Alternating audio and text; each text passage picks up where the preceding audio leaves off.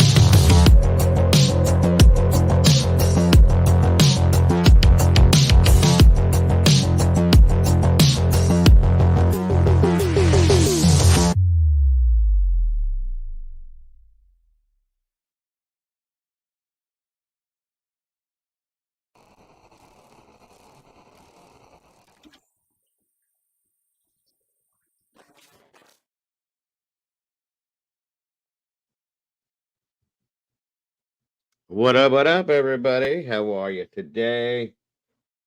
Hope you guys are having a grand old day. Thank you for joining me today. Long time no see. I saw a lot of you guys over at Cluminati's, and thank you for supporting that channel as well. You guys are amazing. Come on in and get comfortable, find a place to sit, and let's have a conversation. Come on down. Thank you again for being here with us today. I appreciate you very much.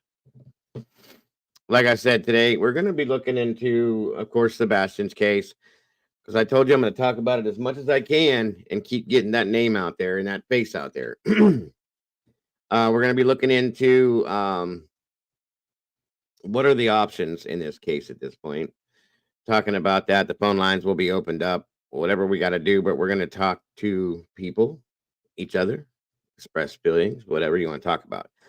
Before that, though, we're going to jump into there is an ex-police officer that's on the run in Washington for some pretty serious stuff, guys. So we're going to look at that and something else that's gone down as well. That's crime as well, because we got to keep it all out there, guys, while talking about the important things that we talk about. What up? What up? So come on in, everybody. Grab a chair, grab a couch, grab a seat, a bench, the floor, a blanket, sit on a stump. I don't care. Get comfortable. Whatever you got to do. Well, then stand. You can stand if you want to. Do your thing. It's all good with me.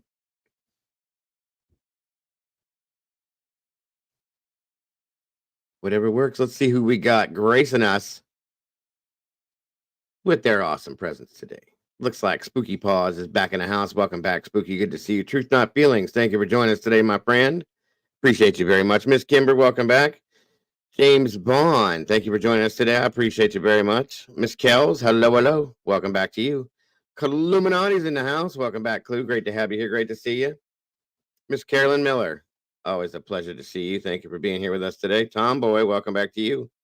Great to see you. Let me see here. Chemistry Queen's in the house. Welcome back, Chemistry Queen. Thank you for joining us today. Cunning Stunt, welcome back to you. Great to see you today. DS, thank you for being here. I appreciate you very much. Mr. Steve, SWTC's in the house. Thank you for joining us today, sir.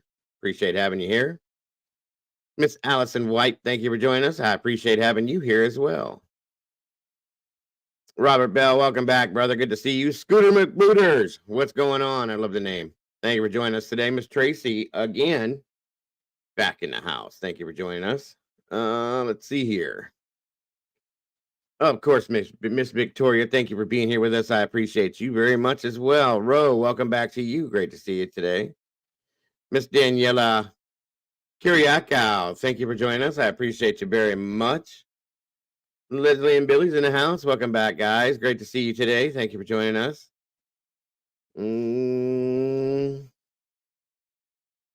Miss Teresa S., thank you for joining us today. Great to have you here. Crazy Linda, welcome back to you. Great to see you tonight as well. LA, what is going on with you? Great to see you tonight. Thank you for being here. Always appreciated. Let's see. Drop down in the bottom here.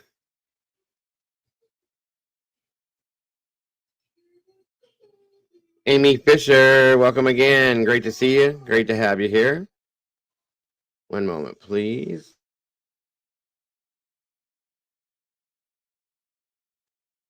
All right. War Eagle, welcome. Good to see you. Miss Gray Pearl, hey. Good to have you here. Good to see you today.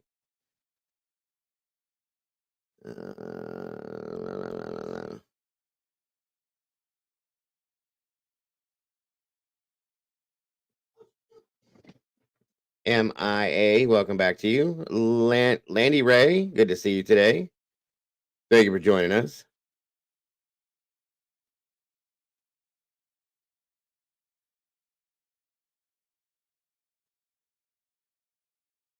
Come on in, everybody.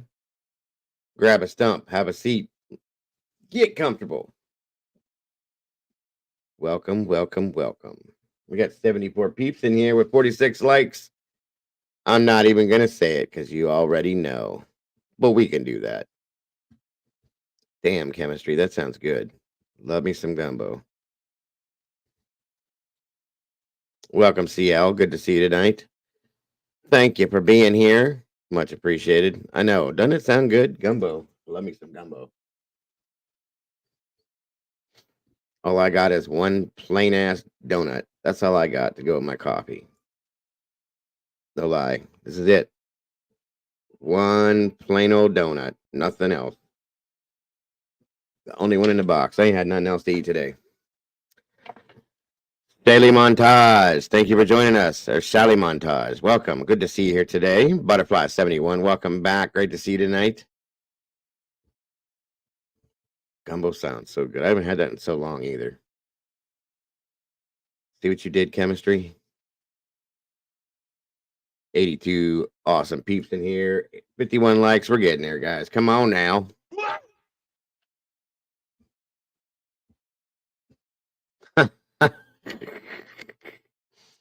Good stuff, Truth.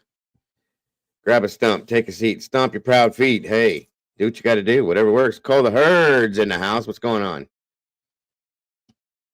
Yeah, I guess somebody wants me to do a cooking video. Said I can't cook. Clue said I can't cook. Shoot, folks, telling you right now. I bet you I make the best. Okay, maybe not the best. One of the best homemade pasta sauces you've ever had, coming from the East Coast, I gotta say. Or what is it? I'm not actually East Coast. I'm Midwest, whatever you want to call it.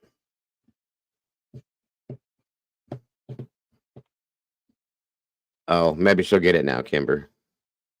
I do make very good chicken parm and eggplant parm. I've made both. Deception dismantled. Welcome to you. Great to see you. Come on in, guys. Get comfortable. Try and give you guys a few minutes to jump in before we get started. Miss Evie Marie, welcome back to you. I can even make homemade pasta. How about that one? Love doing it too. That is my favorite kind. I'd rather have that any day. It's just so time consuming. I would prefer to never have to buy it in a store, but it takes so damn long. We make homemade raviolis, homemade pierogi. I've made 4 different types of pasta. So homemade pasta. It's not really good for you guys, but it's so good. Welcome, Pamela. Good to see you today. Thank you for joining us.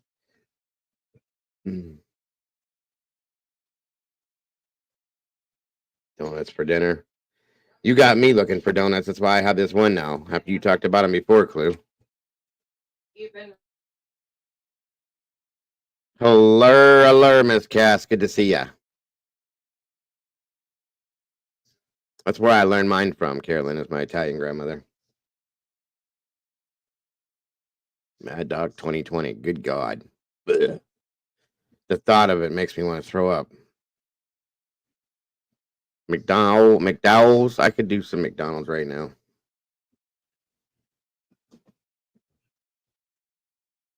Hello. How are you, gorgeous? Love you. I love you more. But I do.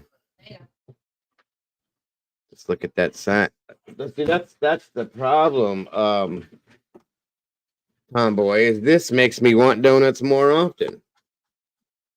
Because they look real.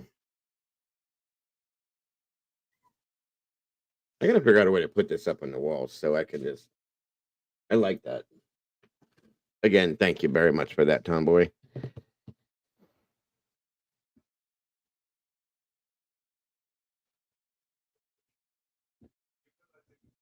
Come on, Miss Linda. We always cook for a tribe anyway. We got 7 kids. My wife don't know how to cook for 2 people. I don't care what she's making. She makes enough for 20 people. T2014, talking about some barbecue. Hell yes. See, we got the best of both worlds in my house, folks. Think about this. She's from Alabama, and she was born and raised to cook and bake. That's all they do. I swear to God, that's all they do down there.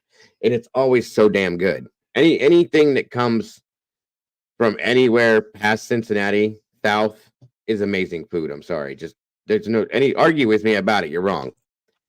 We can look into that. I'm just telling you.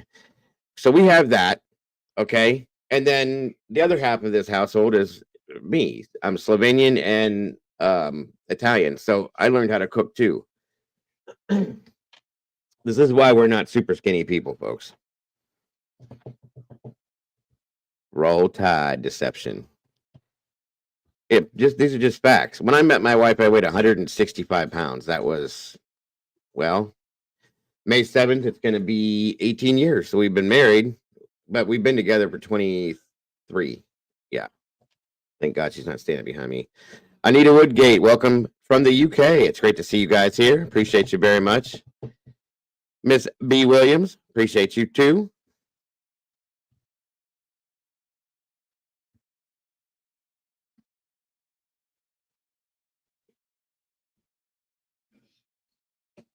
Clue, welcome, Clue. Good to see you today. Would you like a donut or some coffee? Have one, please.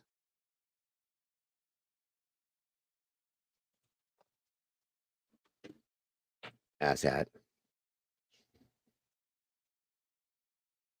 El Bariqua, welcome to you. Great to see you today. VA Dynamics, welcome. Good to have you here. Thank you for joining us. 100%. Skinny is not fun because you pretty much got to starve yourself to look that way, and it ain't worth it. There's no enjoyment in it, none. But I will say it's okay to be healthy, okay? But some people take that to the extreme, and it's just too much. Isn't it though, Cunning? She did a great job on that. Welcome, Michelle Brooks. Great to see you today. We got 65 likes now. What? We're getting there. 111 peeps in here. Josie West, welcome back. Good to have you today. Thank you for joining us.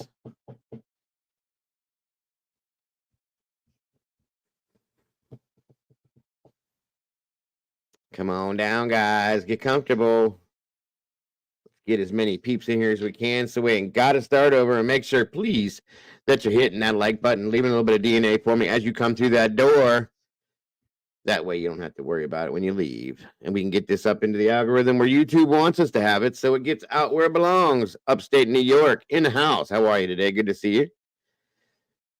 Once again, great to have you here, Miss Dakota. Great to see you again. Thank you for joining us. Resin stuff. We're going to have to talk, Dakota. What kind of resin stuff?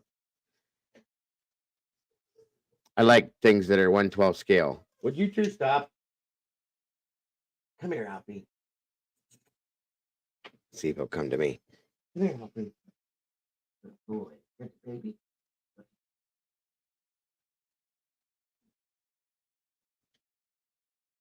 Come here. Here, I'll show you guys my buddy.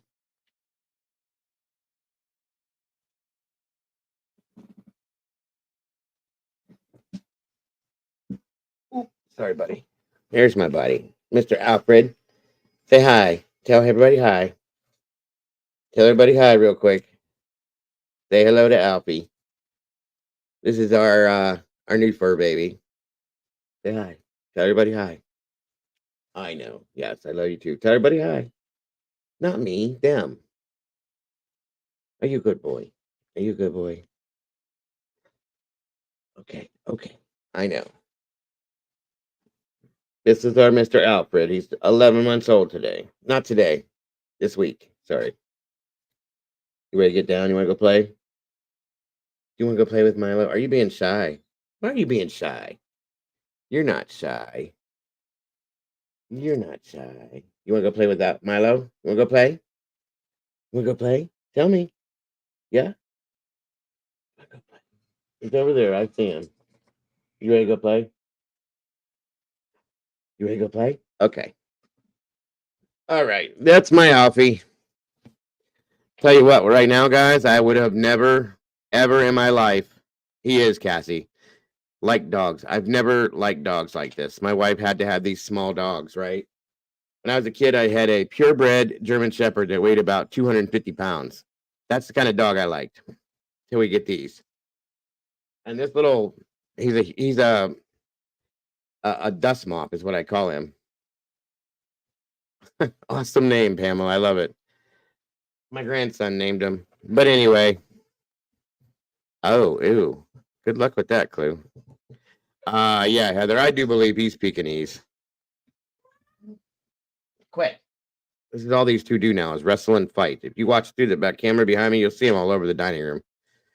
Either that or the white one's trying to hump that little one. So he is cute though. We just gave him a bath yesterday again, and we wash him with the baby shampoo, the lavender baby shampoo. He smells really good now, and he's super duper soft because she blow dries him. It is what it is. Milo and Otis, I know, D. Same thing I say. Come on in, guys. We got 116 with 79 likes. We're getting there. So the first thing we're going to look into, guys, is in Washington, there's some chaos going on, a really messed up situation. We're going to look at that first and get that out there and talk about that and something else. And then after we get through that stuff and get that all out there, we will be delving in, opening up the phone lines again for callers. And maybe even bringing somebody up here, whatever you guys are comfortable with, and talking about what options there are in Sebastian's case at this point to think about. You know what, Clue? It don't smell like lavender though. I don't know if you ever used that baby Johnson's and Johnson's lavender baby shampoo. We used it on Caden, and it don't smell like lavender to me. It's weird, but it's amazing. It smells amazing on this dog. Yeah. Yeah, I agree with the Welcome Snowflakes Nightmare. I agree with that for sure. All right.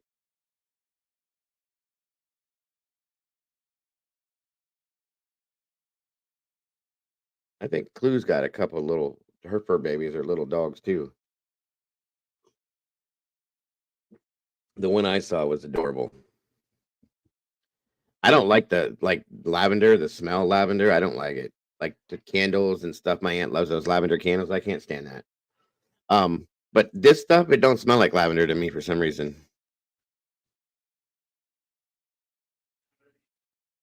Black and red, Dakota. You're gonna have to show me some of the stuff you can do because I do 1/12 scale stuff to do photographs for my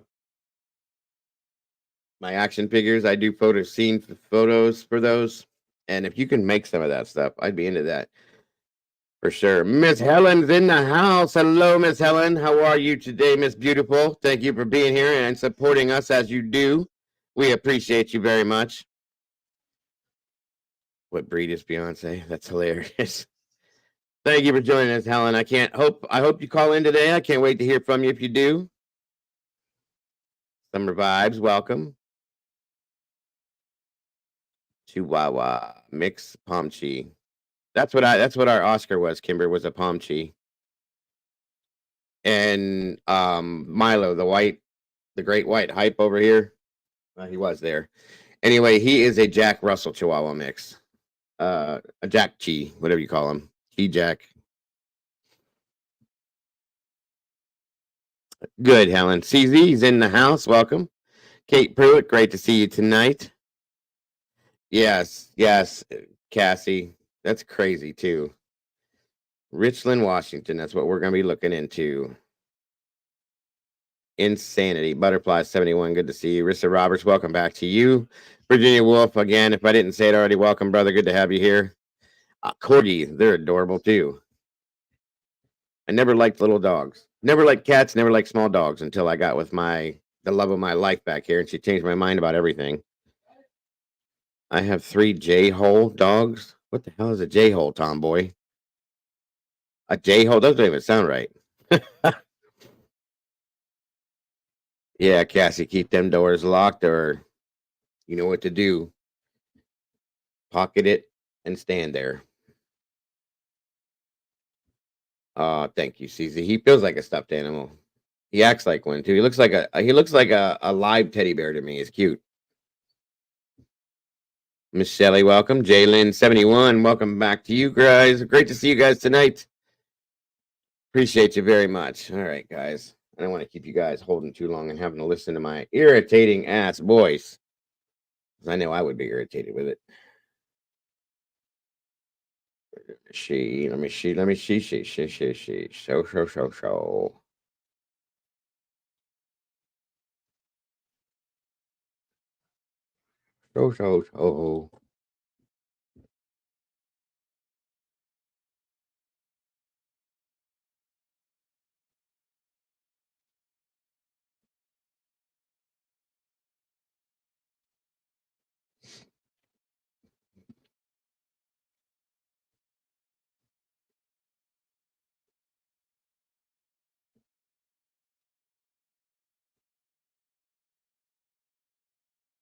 All right, we'll start off with this. Amber Alert issued for a 1-year-old West Richland boy after 2 women killed. Okay. And of course, you guys are going to have to let me know what audio and stuff is like.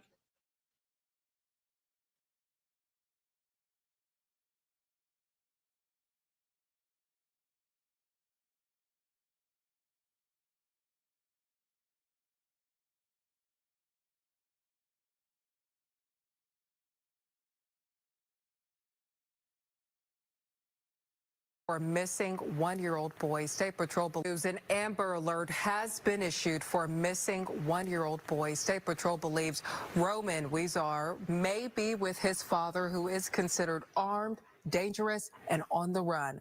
Roman has brown hair and brown eyes and is not known what he is wearing at this time. If you've seen Roman or know where he is, call 911 immediately. State Patrol says Roman's father is suspected of murdering his ex-wife and his girlfriend near West Richland. Thank you for joining us for the News at 10. I'm Sabir Rayford. And I'm Matthew Smith in for David Rose. Now, we do want to show you a picture of 40-year-old Elias Weezar pictured here on your screen. Now, just before 3:30 this afternoon, the West Richland Police Department responded to a shooting on the grounds of Wiley Elementary School. Now, a woman was found dead there, and Weezer was named a person of interest. Now, while searching for him and serving a search warrant on his home, police found another victim dead inside that home. Investigators say Weezer is likely to commit more crimes. Now, they believe that he is connected to a silver 2009 model. All right, guys, if anybody is in this area or surrounding areas, write this plate number down, please. CBZ4745. One more time. C as in Charlie, B as in boy, Z as in zebra, 4745. Write it down. Okay. The silver four-door sedan. If you see this with this plate, you know what to do. I doubt that he's going to be out and about. He's a cop, so he knows what to do. Okay, but he's also dangerous because of that too. And if he's already taken 2 lives and he's got this baby, God knows what's going on, and it scares the hell out of me. So CBZ4745. Yes, it is. I believe it is an Elantra. No problem, Cass. All right. I just want to make sure you guys got that. He probably isn't, Dakota. That's a good point. He's probably not in the same car, but just you never know. You never know. Toyota Corolla, like the one that you see. It's not an Elantra. It's a Toyota Corolla. My apology. On your screen here, that is CB74745. That is the. Don't listen to him. He screwed it up. It's CBZ4745. See, that's what happens with mainstream media. That's insane that he did that. It's right on the screen. He said CB7. It is not. It is Charlie Baldwin 04745. Good God. It's a Toyota Corolla. Toyota Corolla. Silver Toyota Corolla 4-door. Yeah, obviously, Rocky. Is it a Camry? It does say Camry right there. Look at me talking shit. I'm not even on the screen. My apologies. This guy's way off. Sorry about that, folks.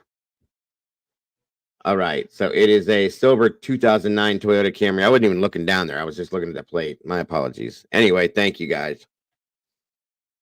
I mean, I'm hoping that it is a Camry and not a Corolla because this doesn't help find this person.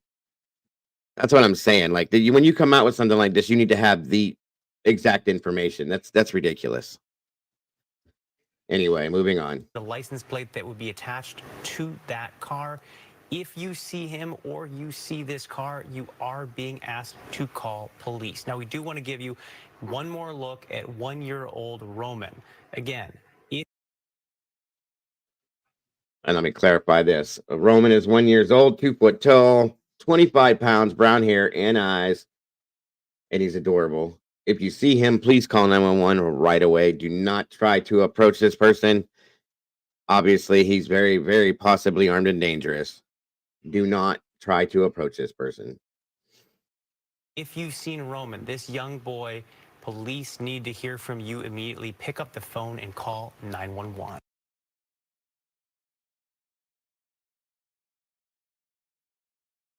And there has been an Amber Alert issued for Roman. I'm sure there's a bolo for the rest of this. So, all right, let me jump off this here real quick.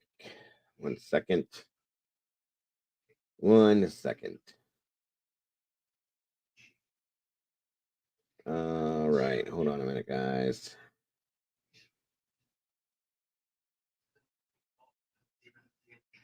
Let's see.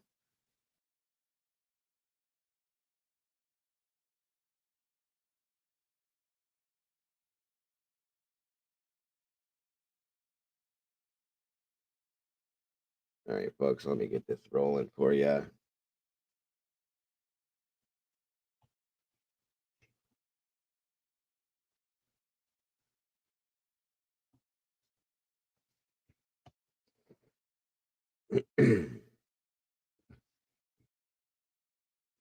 Now the first bit of info I saw on this came 16 hours ago. Um, so this has been going on for a minute here. So he was a Yakima.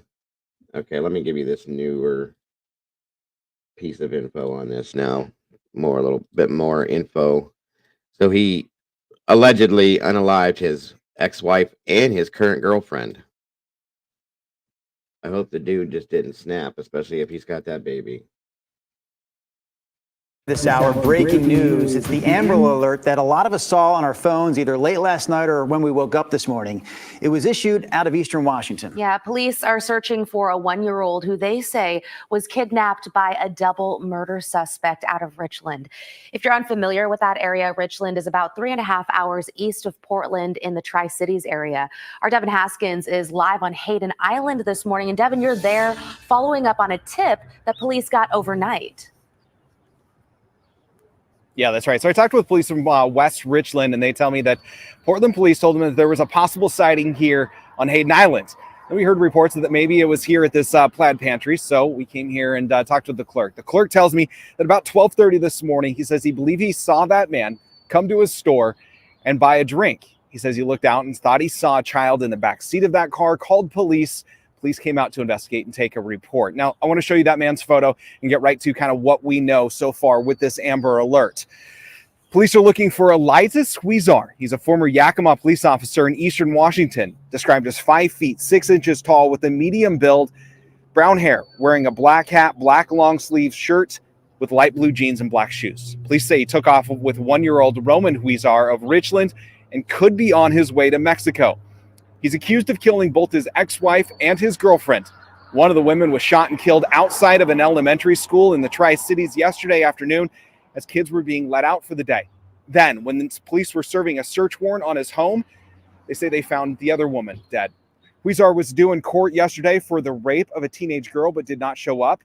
Initial reports say the car to look out for is a silver 2009 Toyota Corolla with Washington license plate CBZ 4745. Now with that update here on Hayden Island, police say they're adding a black 4-door Nissan sedan with unknown license plates to also look out for. If you see either car matching those descriptions, they're asking you to call 911. Police are saying Huizar is considered armed and dangerous and to not approach him. Call 911 if you do see him. We're expecting updates from West Richland police as well on this case, and we've also emailed Portland police. So when we get updates, we'll update you and bring those to our website and also here if it happens in the morning. I don't know if you guys caught that. The one woman was unalived on an elementary school playground. That's something's dark with this guy. Okay, that's really dark, folks, and I mean really dark.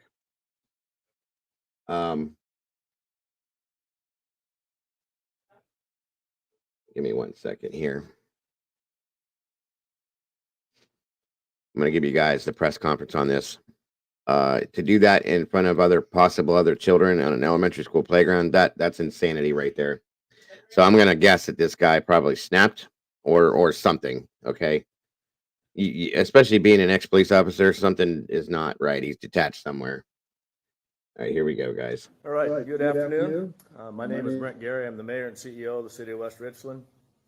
And today it's with heavy hearts that we're gathered to address the tragic incident that occurred yesterday at Wiley Elementary School in West Richland.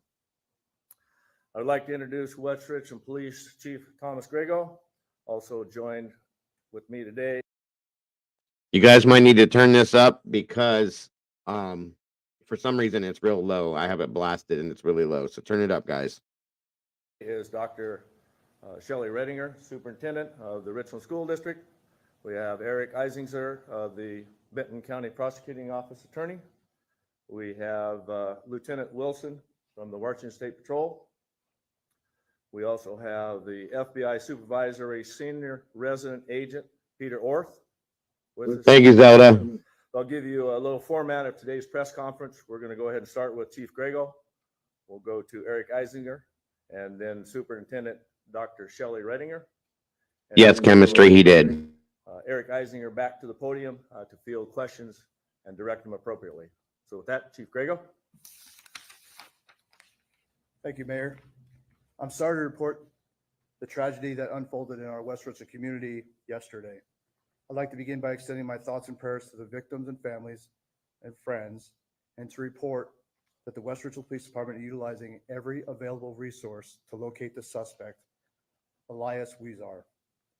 Yesterday, April 22nd, 2024, at approximately 3:23 p.m., the West Richland Police Department responded to a shooting on the grounds of Wiley Elementary School in West Richland. One adult female was pronounced deceased at the scene outside of the school. The victim of the shooting was a 31-year-old Amber M. Rodriguez, who was the suspect's ex-wife. Later in the evening, while serving a search warrant at a nearby residence of the suspect, the West Richland Police Department detectives and our partner agencies discovered a second crime scene. A second homicide victim was found inside the residence. No information about the second victim's identity is being released at this time, as it is still an active investigation. At approximately 9:45 p.m., the Washington State Patrol, on behalf of the West Richland Police Department, issued an Amber Alert for a 1-year-old Roman Santos and a silver 2009 Toyota Corolla.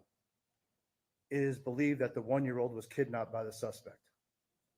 The Amber Alert was extended from Washington to Oregon, as well as additional locations on the West Coast. We are making progress in locating the suspect and will continue our efforts until he is located. The West Richland Police Department would like to thank our regional partnership, including the Kennewick Police Department, the Richland Police Department, Pasco Police Department, Prosser Police Department, the Benton County Sheriff's Department, the Franklin County Sheriff's Department. Thank you, guys. You rock and roll. We're in the algorithm now. Benton Fire District 4, Benton Fire District 1, the FBI, Yes, Kat. the U.S. Marshals, Fish and Wildlife, and others for their work on this case. We are grateful for their assistance. I'd like to give the public every assurance that the West Richland Police Department will continue to prioritize this matter with all of our available resources for the benefit of our crime victims, those affected by this tragedy, and our community at large. At this time, I'd like to ask Eric Eisinger to come forward, the Benton County Prosecutor. Thank you.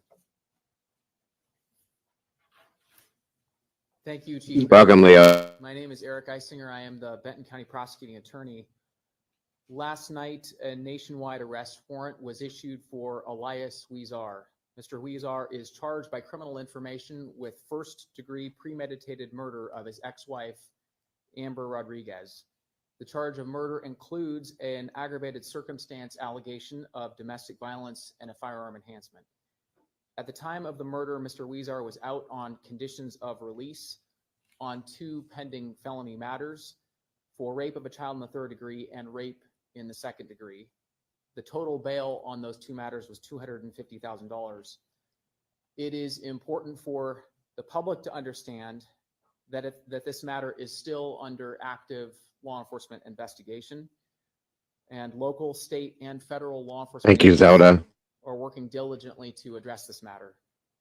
The Benton County Prosecutor's Office is working with our community partners to provide resources to those who have been affected within our community.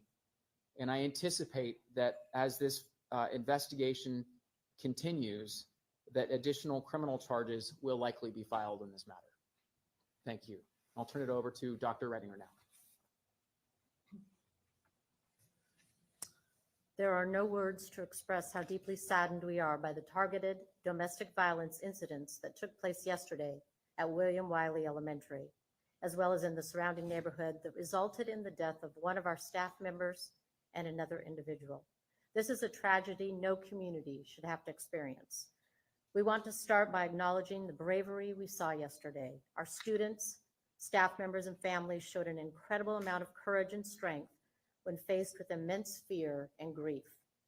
We want to thank our local, state, and federal law enforcement for the incredible job they have done protecting our community.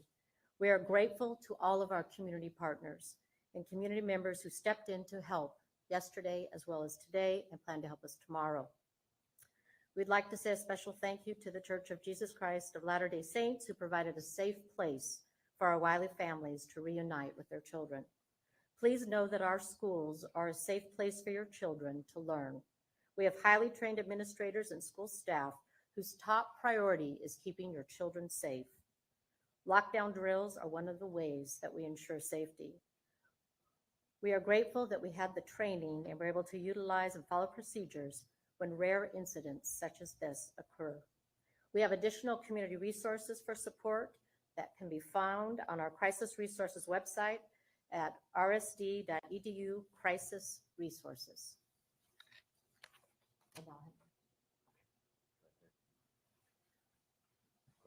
Are there any questions? Mr. Probert. What about Elias's 5-year-old son? Is he okay? This matter is still under investigation, so unfortunately I'm unable to provide a lot of additional details or answer that question. Any idea of who was shot first? Was there William Wiley shooting or the shooting in Highlands? Again, we're still actively investigating the case. It's my understanding that search warrants are still being executed at this point. So in terms of creating a definitive timeline, that is still a work in progress, and we should know more in the near future. Is the 1-year-old, that's his son, right? The 1-year-old he's with? That is correct. Okay. And it's his son with his girlfriend, correct? That is correct. Okay. And why did you guys believe he's in the Mexican?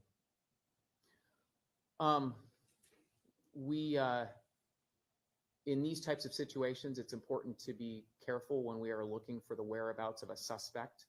And so this is, again, a very active investigation, and we are still working on.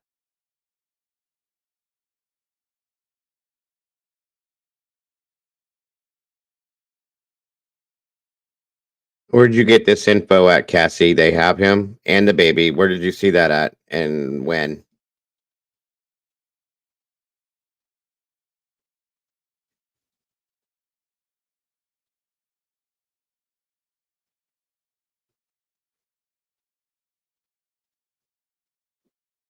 Okay, guys, hold on.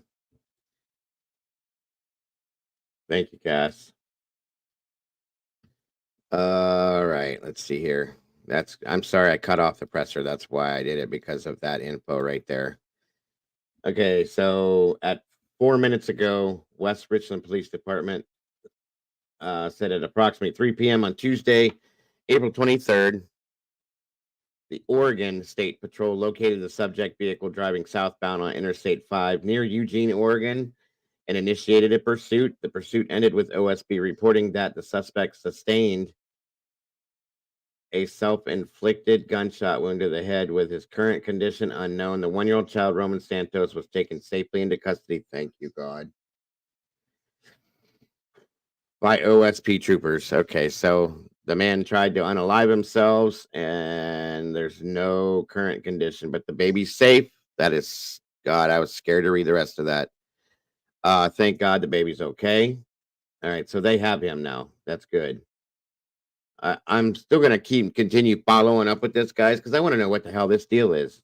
It sounded like they said he had a 5-year-old child. Okay. And they're not giving the situation with the 5-year-old. And it sounds like he may have taken the baby from the ex-wife. Maybe was trying to get the 5-year-old from school, and that's why this happened at the school. I don't know, but good God. Thank you, Cassie, for the info. Great job. Great job, Oregon State Police. Yeah, that's all I care about, is that the baby's safe. Good Jesus in heaven. Okay, so I'm going to follow up with this, guys, and keep up with this to ensure that we get whatever comes out of this, whether he survives the gunshot or he doesn't. Okay, so the baby was his girlfriend's. Thank you, Sherry.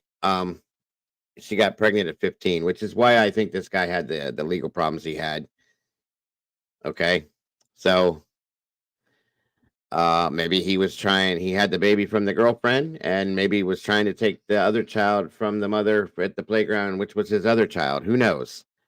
Um, and I don't know, but the guy, he's definitely going down if he survives this for a long, long, long time. Hey, Andy, good to see you today, hun.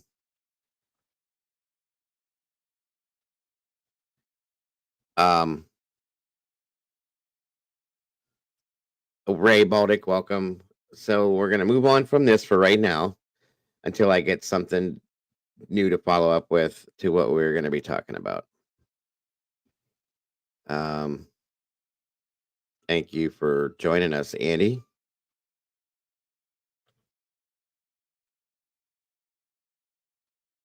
Yes, thank you, Cassie, very much. I appreciate it. All right, guys, give me a second here.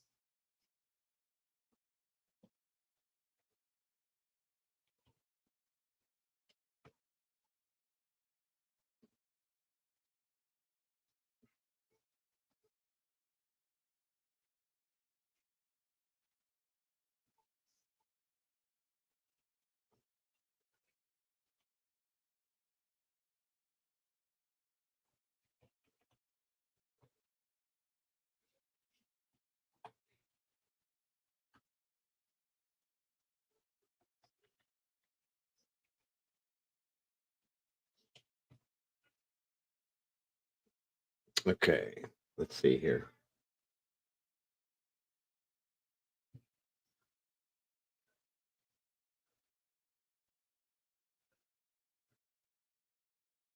Trying to bring something else up for you guys as well.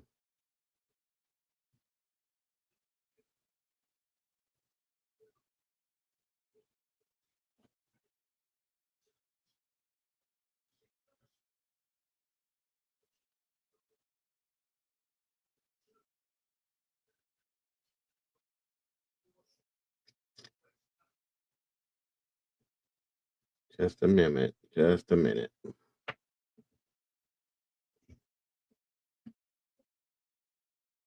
Yeah, truth.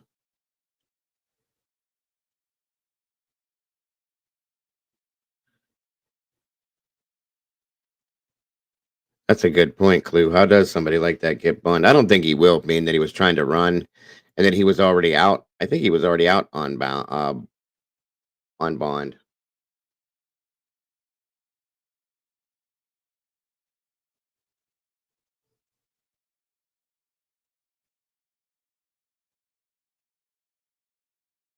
Okay.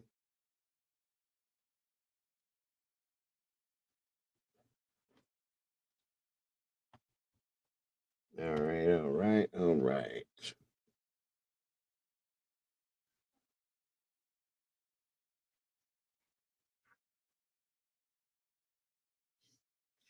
This other case I wanted to show you guys was really kind of insane.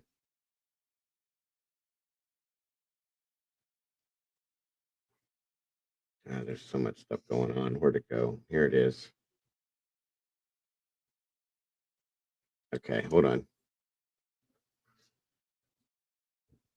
There we go.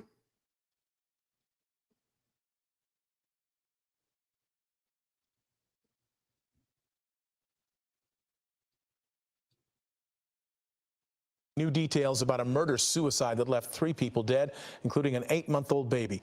The family tragedy unfolding on Monday on 3 separate locations. Now we're seeing how the events unfolded hour by hour. It all started in Woodland Hills at 3:40 in the morning. The LAPD says the suspect, Danielle Johnson, got into an argument with her partner, Jalen Cheney, stabbing him to death.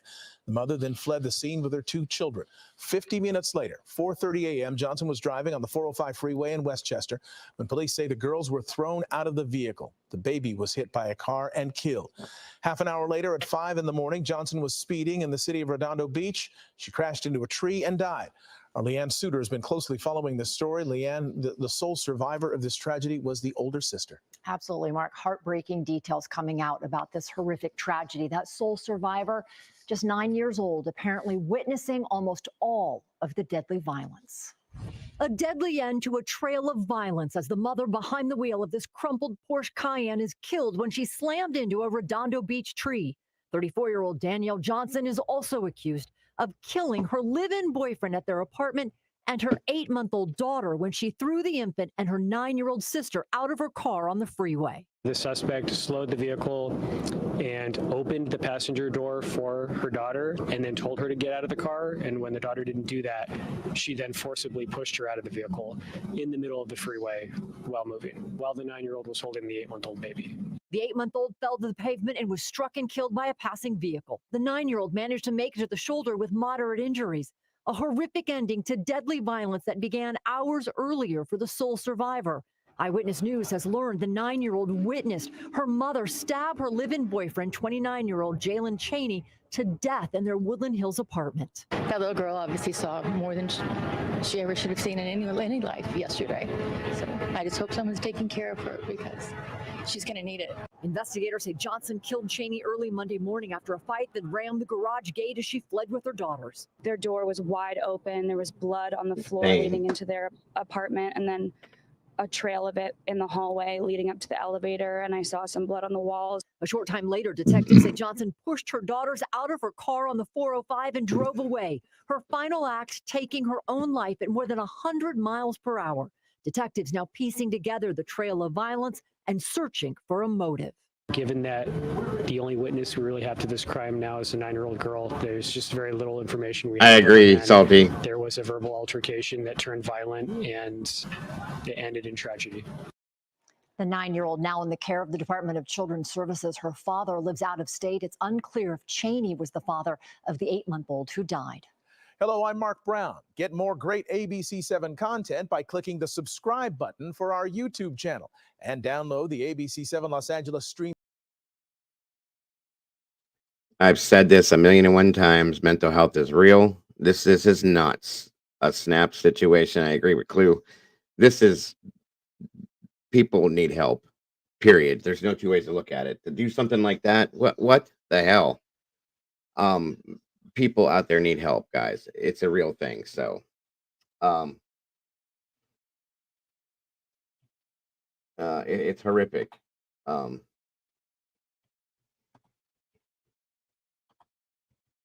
I just don't get it anymore. Don't get it anymore. Something happened. Okay, now this is the other new one I wanted to bring you guys. And once we go through this stuff, we will delve into Sebastian.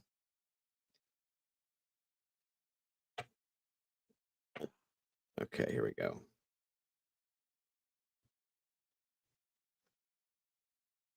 Thanks, Kayla. And this just into our newsroom. We have new information about the breaking news yesterday involving 5 people in OKC. Now, police have released the names of the victims here. They're Lindsay Candy, Dylan Candy, Ethan Candy, Lucas Candy, and Jonathan Candy. Investigators believed the suspect, Jonathan Candy, armed himself with a gun and killed the 4 victims before turning the gun on himself. Now, a 4th child was unharmed and released to a family member at the scene. The cause has not been identified. Thanks, Kayla. And this just into our newsroom. We have new information about the break.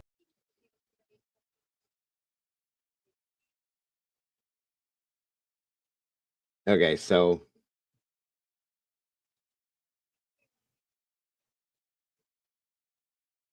hold on a minute, guys.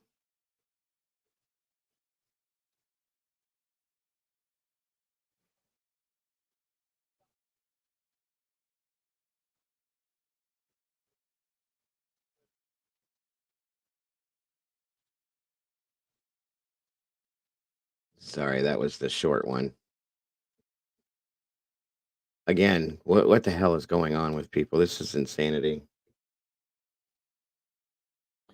Well, Abby, police tell us they got a call to this neighborhood near Southwest 29th Street and South Check Hall Road from a 10-year-old boy.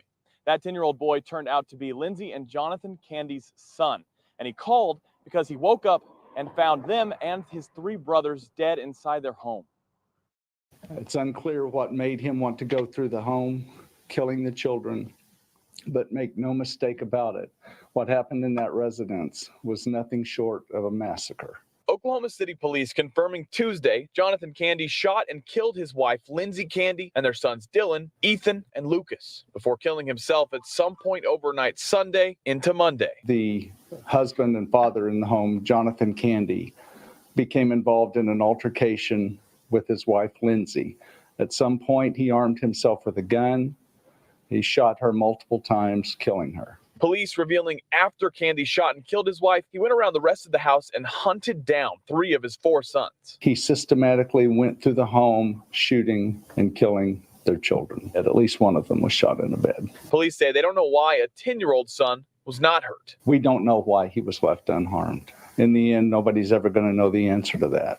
The child was placed with relatives. Police spent much of Monday interviewing neighbors, friends, and family and getting a warrant to search the home. Today, they still have a lot of questions unanswered, but their biggest is why. We have no calls to that residence regarding any type of domestic abuse. We have no history from them in our system showing any type of domestic. Okay, Victoria, were you saying an altercation on a mental issue? There's mental illness involved. People can't. I have fights. I've had altercations with my wife and the ex creature multiple times. I never thought of doing something like that. You have to be mentally unstable to do something like that. I'm sorry. Having an argument does not make you go and unalive all of your children and then yourself. That's insanity. I'm sorry. I can't agree that that's not involved somewhere. It just doesn't make sense to me. Problems being reported to us. So that's something that we're going to talk to friends and family and see if they may know something. Coming up at 5, a neighbor told me about his time with the family and the shooter in this case, calling him a family man. In Yukon, Colby Terrell, KOCO 5 News.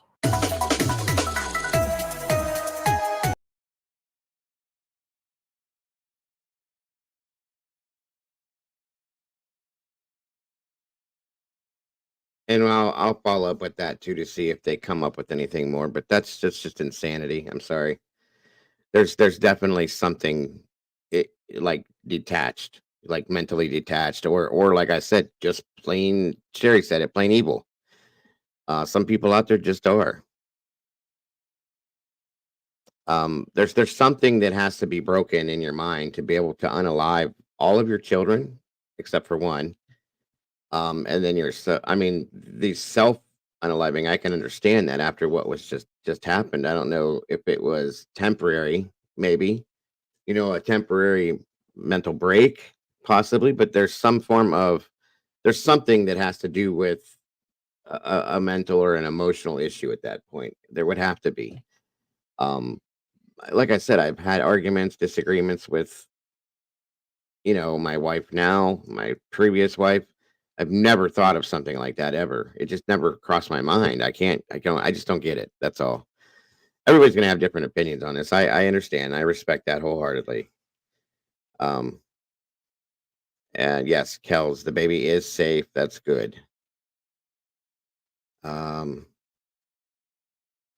Just so much horrible stuff going on. Hey, Kiki, thank you for joining us tonight, hon. Reptile Wildfire, thank you for being here too. And some of that is true. Honestly, it's causing people to break down. Life itself, the struggle to feed your family and pay bills, your mortgage, people are just snapping. It's awful. 3 stories like this in the last couple of days. I agree. It's pure insanity. I'm sorry. I don't know, guys. Something's up. Something is up. I think people are just fed up with a lot of things in their lives, and things push people over the edge. It's sad, and I hope to God that it doesn't keep happening. You know what I mean? Oh Lord, who knows? Welcome, Kim Marin. Good to see you, Kathy. Thank you for joining us. Bonnie, great to see you tonight. Jalen 71. Anybody else I may have missed? Thank you for joining us. Salty, thank you for being here. Jackie Blake, welcome back to you. Rocky Go Abouts, thank you for joining us tonight. Miss Jody Smith, thank you for being here as well. It's just sad. It's so sad. I feel so bad for well, the case, the story before that 9-year-old little girl. She's got nothing left. I feel bad for her. And in this case, this 10-year-old little boy, I feel bad for him because there's nothing left. And now they have to live with this. And that 9-year-old little girl had to watch what happened with her mother and father and all that. That's just, it's people just don't think anymore. Something's wrong. NFT, welcome. Good to see you. Niles Buckman, thank you for joining us tonight. Always happy to have you here, Bonnie. DC3, thank you for being here. Yes, people need to get a grip. And if they can't help themselves, then that's again going back to what I said. If it is a mental illness issue, they need to have the resources to help them. They do. It needs to be there. Yeah, I remember that too, Victoria. Remember the guy who's trying to get his way from somebody. Oh yeah, yes, I do. Another scenario that made no sense, and the guy was just sitting there like it was nothing, smoking a cigarette. I just don't. I don't get it anymore. Oh Lord, I don't get it anymore. So, moving forth from this stuff, because this is all horrible stuff, guys. It really is. So that's another good point too. That's so awesome, Bonnie. That is so awesome. That's congratulations. I'm super happy to hear that. Once a week. That's awesome. Very good stuff. God bless. That's another good point, Jerry. It's some of it. Oops, sorry. I clicked on the wrong one. As I mean, it could be Carolyn. It very well could be. He was just sitting there. Sorry. So just sitting there, not shitting there. Sorry about that. But again, moving forward, as the title states in there as well, guys, we're going to talk about just to keep it going and then keep the name and everything out there. There's something else I'm going to show you at the end too that was interesting to me. Sorry, hold on a minute. If I can get back to where I was. But I want to cover this first.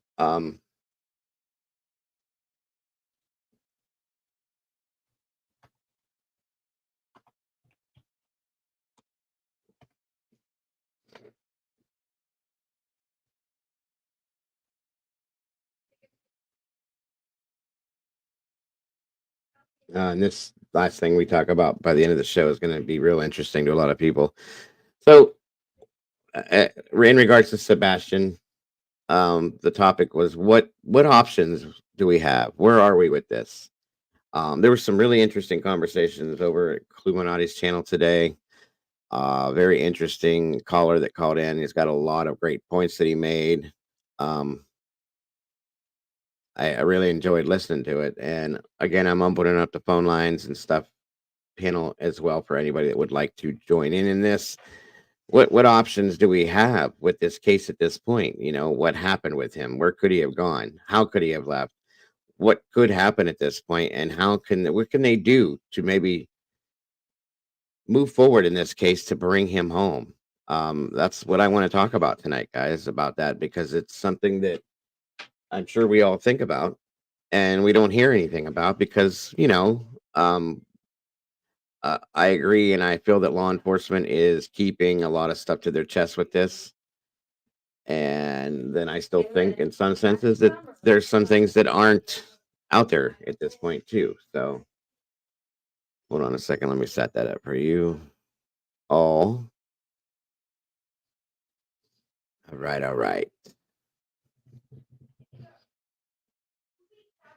All right, all right, all right.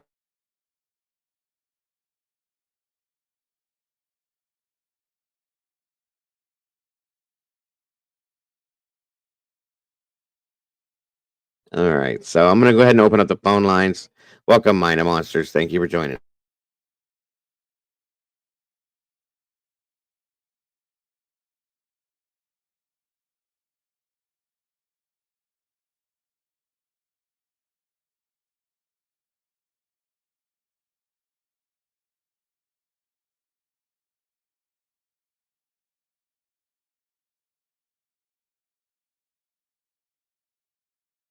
Okay. And I got a link pinned in the chat as well. And that's if anybody wants to jump up here and join me. Also, let me also throw the phone number out there for anybody that would like to give us a call. 2347-034047. Give us a call and tell us what you think about that. What do you guys think? Where are we at with this? And what could have happened and what needs to happen in your opinions to maybe make this go forward? I'd love to hear from any of you on this, truly. Again, I don't know if you heard me. Welcome, Mind of Monsters. Thank you for joining us. The caller's name was Truth. I can't remember the rest of it, but we called him Truth. So he had a lot of good, interesting points that he was making. I was very impressed with it. So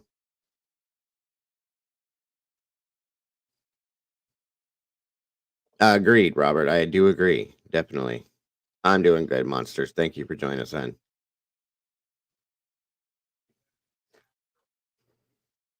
Definitely, definitely. I agree with that. There's another great channel here, guys. Mind of Monsters. There's a link for it if you could check it out. Please do. And subscribe if you haven't. She's got some great stuff over there, and she's doing it for the right reasons, folks. I'm telling you. Absolutely. What's happening, Miss Terry? How are you tonight? I'm good. How are you? I'm wonderful. Thank you for joining us. What can we do for you this evening, ma'am? I wanted to ask you just a real quick question. It has nothing to do with this, but I don't know who to call. Yesterday, when I was dropping my daughter off at Kent State, I was on 76 West going back to Hartville, and Yeah. all of a sudden this truck was flying on the shoulder Mm-hmm. of the highway. I mean, over 100. And I was like, oh, maybe I should call. And I'm like, well, first of all, I don't know where to call, and second of all, I don't. OSP. OSP should have a number. We have signs on the side of the road. Okay. Come on back, Terry. She must have hit the wrong button. But Ohio State Police OSP, they have signs posted on the road that if there's issues or problems or something that you see, I think it's if you see something called DUI or something like that. But there's a number you call that number and it takes you directly into dispatch for OSP and they will communicate with the officers and send them your direction. You need another link, Terry?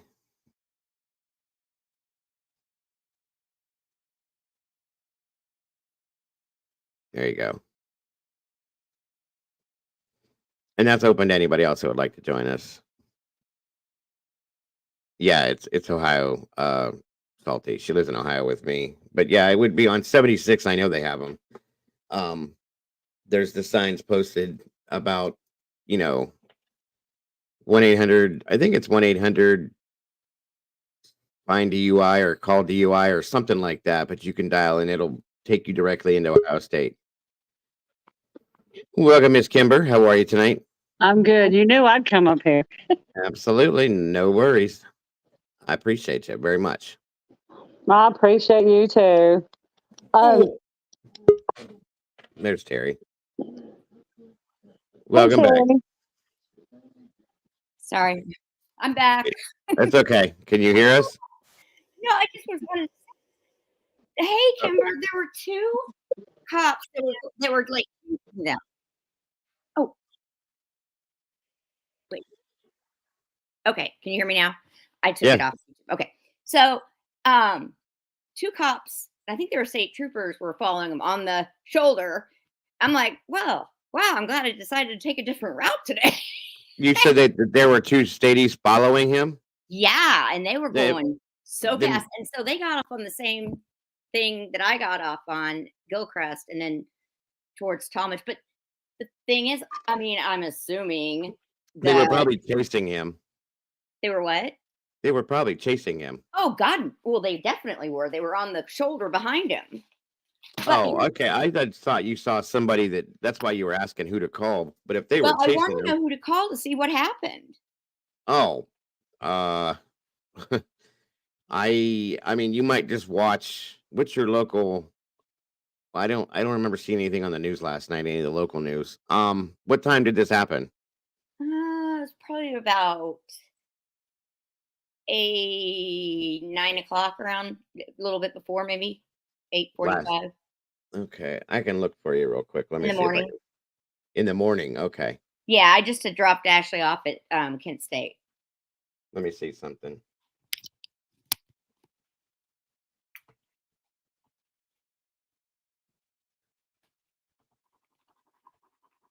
You two are welcome to talk amongst yourselves until I get rolling if you'd like. I'm just looking this up for you.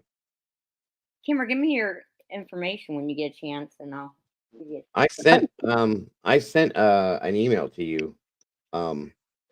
Me? Yeah. Yeah, I sent it to Dago, and he was supposed to forward it to you. Okay, That I I'll look did. and see. When was this? Yesterday morning. No, I'm looking at something here that just popped up, and I think this could be it. Nope. There's nothing listed. This is from 2019. Yeah, it's weird. Nothing yet. I guess I'll check the police blotter and see if I can come up with anything from yesterday's date, and then I'll let you know if I do. I appreciate that. Oh, no problem. Hey, Jay, welcome, and thank you for that, my friend. Gifted a membership. I can't see who it went to, but thank you very much, my friend. This is another great channel, guys. You got to check out Jay's channel. You guys would love it. Is it just Jay or what? No. We can drop his link real quick. There's Cluminati's link. Thank you, my friend. I appreciate that. Whoever received that, welcome. If you already don't have a membership, and thank you again, Jay, for doing that. Very much appreciated. Absolutely, brother. I appreciate you. Welcome, Truth. Thank you for joining us tonight, my friend. How's it going, Dago? It is going, brother. Appreciate you very much. Now I don't feel so alone up here. Hello, everybody. I felt like the estrogen was kind of getting heavy, so I thought I'd join, help you out a little bit. More than appreciated. More than appreciated. All this toxic masculinity I can bring to the table. Yes. It was an estrogen party. Yeah, It was. Right. I got invited to one of those one time. Anyway, go ahead. Oh boy. So now that we have a good mixture up here, I like that too. So, like I said with the title, guys, what are our options? Where are we at? What do we see thus far that has been done? What could have happened, and where should we be going? Where should they be going, I should say, from this point forward? So anyone's welcome to start speaking on it. When you say they, are you talking law enforcement? Or are you talking? Yeah, anybody that's involved in the case, law enforcement agencies, TBI, FBI, whoever's involved at this point, where do they need to be going, in your opinion, so on and so forth? Drew, what do you think of TBI? Do you think they're doing a good job? I think that's relative to your position in the investigation. I think that as a spectator, with all due respect, no, you probably don't think they are. As someone who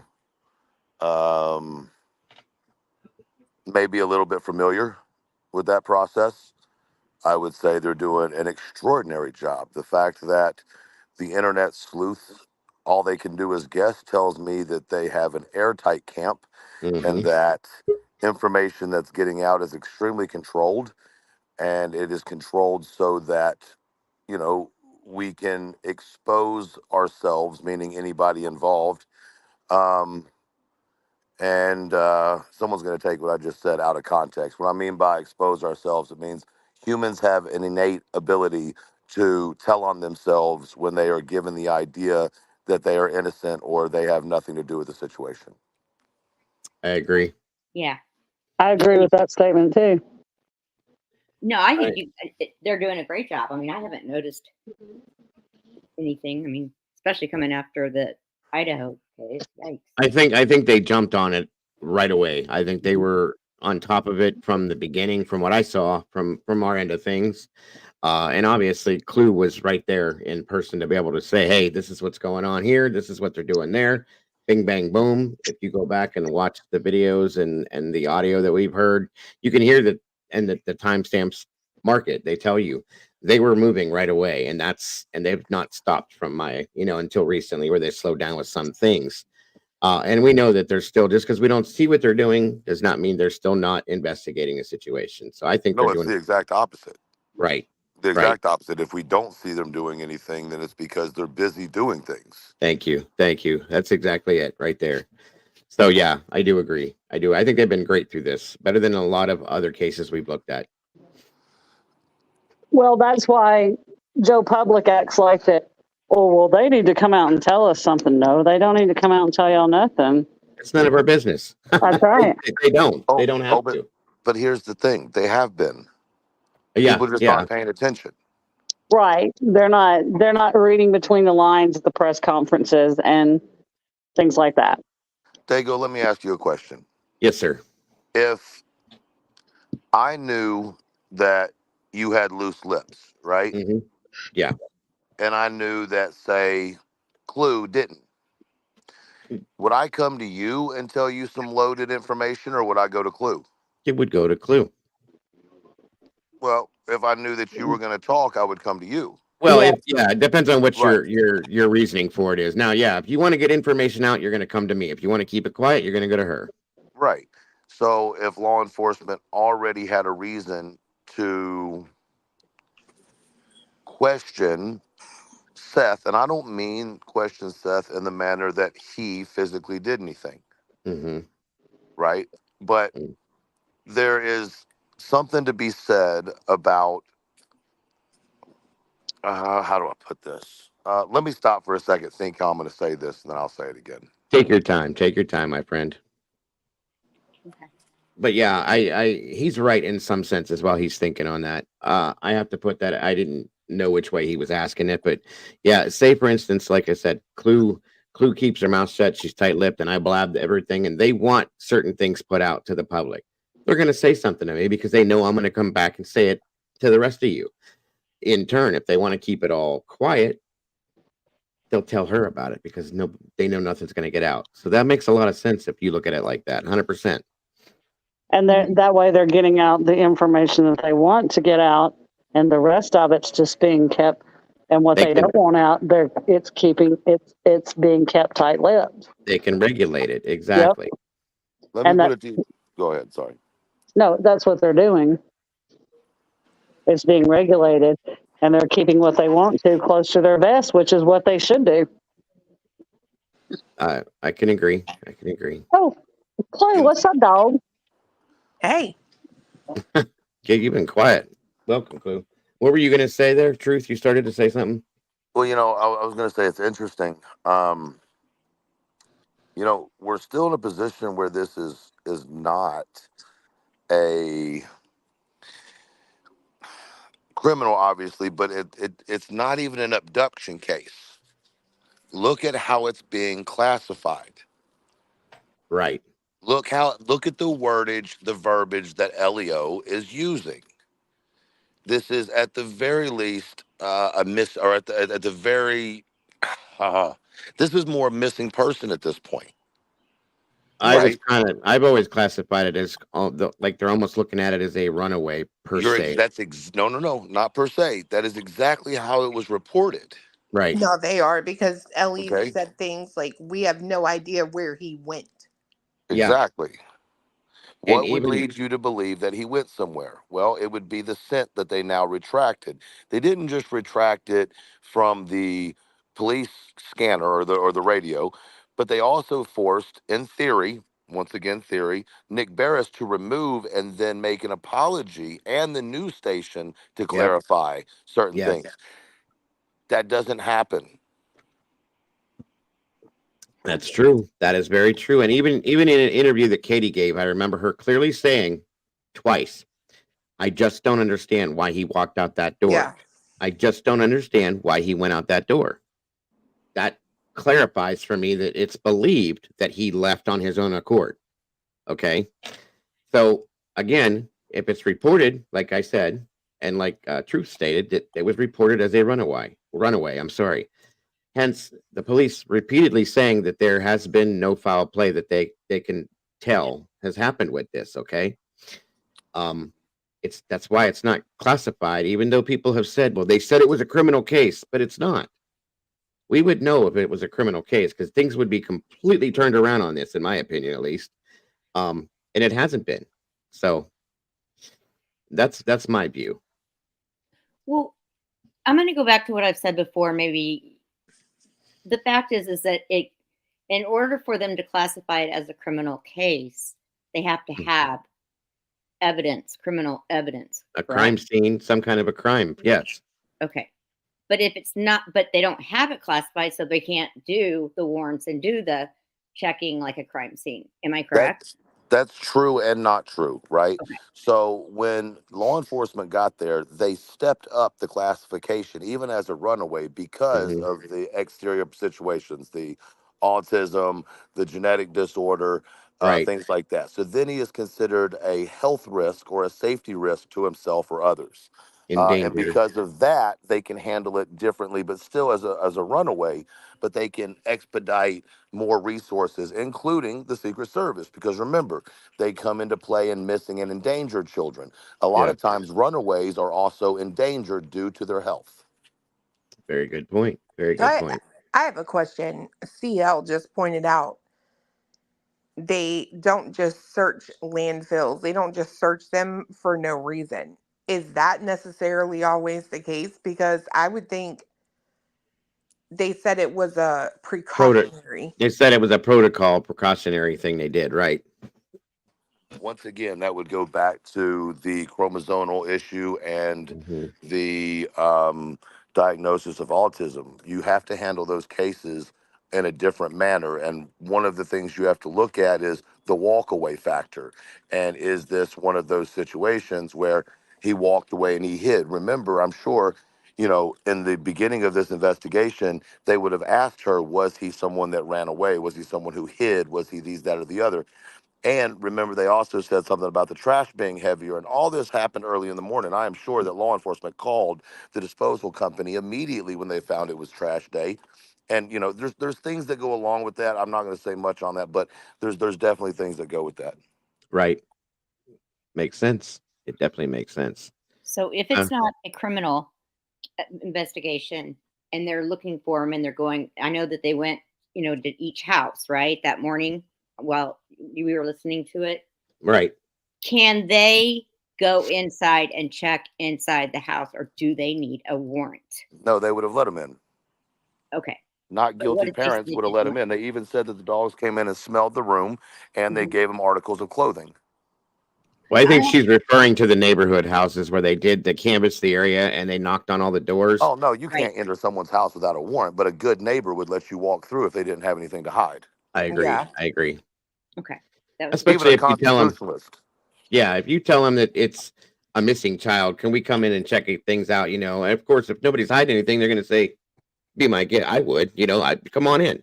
And even if they got a little grow in there, those officers aren't there for that. They're looking for a child. They don't care. Right. Yes, absolutely. I can agree. If they're looking for a missing child and you say, no, you can't search my house, that would kind of immediately bring you upon suspicion to me. That gives them probable cause to get a warrant then to go check it out. They would just get a warrant. Right. Yeah. 100%. 100%. I agree with that. But most people, like Truth said, that if you're a good person, you're not hiding anything. Come on in. Well, You want some coffee? You know what I mean? I mean, So you can listen to the dispatch audio and tell people we're doing that yeah, because that one says he let me go through the whole house and they're checking their cameras in crawl spaces and everything. So, I yep. mean, they were very cooperative. And And you going have to back to remember, that, go sorry. ahead. No, You go have to ahead. remember, Go ahead. you have to remember, this is Tennessee. I don't care what people have to say about my home state, but we were raised in an environment, at least my generation and the generation before me, that if a neighbor was in need, you put any, argument, Hmm. situations, whatever to the side, Right. and you work and help your neighbor. And even new people moving in to these new houses, it's very, very quick that you catch on to this Southern, not even hospitality, it's just genuinely being a decent person. Yeah. Yeah. Yeah. And like I said, my wife's family's all from Alabama, which is right below you guys.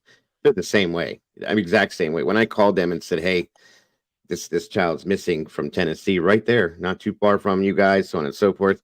Would you guys be interested?" And I sent them links. They're putting flyers up all over Alabama because he could be anywhere. We don't know. And they're word of mouth. They're looking around. They see what he looks like. They're talking to other people. And this is a whole state over, you guys. And it's just they don't mind because it's humanity, folks. That's what we do. So Well, we've got we have stuff here. The what do you call the electric cords on the side of the road? We have them here in Ohio. right. Yep. Absolutely. Welcome, Molly. Thank you for joining Yeah. us. I've been in Tennessee all my life, and like Truth was saying, that's how it is. It's just Yeah. even if you've had differences with your neighbor, if they're in trouble or they need help, if something's going on, you put your differences aside and you Yeah. help your neighbor. That's right. Absolutely. It's just a southern thing. It would be wonderful if the whole world could be like that nowadays, folks. I can promise you. Hey, Dago, can I ask a question, brother? Please Can do. we address this word narcissism? I think it's about time that we have an understanding of what narcissism is, the number of true narcissists in this world. So some people will stop with this shit. Go for it. Just Go because for you it. don't like somebody does not make them a narcissist. Just because someone was verbally, even if we'll say abusive, excuse my words, I'm going to be blunt. Some people are going to get pissed off about it, okay? Don't worry about it. Even if someone was verbally abusive to you, but they're not to the next person, do you know what that means? It means they're not a fucking narcissist. Narcissism doesn't depend on the person. No. It is across the board, okay? Yes. Yes. So with due respect, ladies that keep calling their exes narcissists, no, it was a shitty relationship. Maybe it was his fault. Maybe it was your fault. Maybe it was the fault of both of y'all, right? I'm not shaming anybody. My point is, we've got to stop with this emotional baggage BS that we carry around with us, and then we push it into other situations in the world, which only make them more confusing. Because you don't like Chris because he's a roughneck and he's extremely Southern, whether you like it or not, right? Whether he's from here, and it doesn't matter, right? At the end of the day, he is a roughnecked guy. And I would challenge that at least a quarter of you ladies are married to a man just like Chris. He's confident. He's got confidence, folks. That doesn't make him a narcissist. I agree. I think He Truth describes it the best when he says he's a roughneck. yeah. Well, He's a I mean, roughneck. Yeah. That's what he is. And here's the thing, I say it all the time. I am an asshole. Okay, I am. That doesn't mean that I'm a narcissist. It means that I don't put up with BS. Not yours, not hers, not anybody's. there I'm you an go. equal opportunity FUer. You know what I'm saying? Mhm. Makes sense. It makes sense. And listen, let me say something because I just saw a comment in the chat, and I'm not gonna call that out. Okay, I know people had issues with the fact that Chris hit Sebastian with a belt. Do you know how many times I was hit with a belt? That's not abuse. I don't, once again, unpopular No. opinion. If he beat him every day over the head, in the back of the neck, on his legs, kicked, that's abuse. Okay, smacking My this father, crowd, I got hit with a razor strap, folks. Two I was belts about put to say, my together. father used to have a 2x4. And Yeah. every time you take your butt downstairs to get a whooping, he'd drill a hole in that bad boy. When I was Mhm. 13 years old, he broke it across my back. Now, at the time, Understand, my father was 120 pounds soaking wet.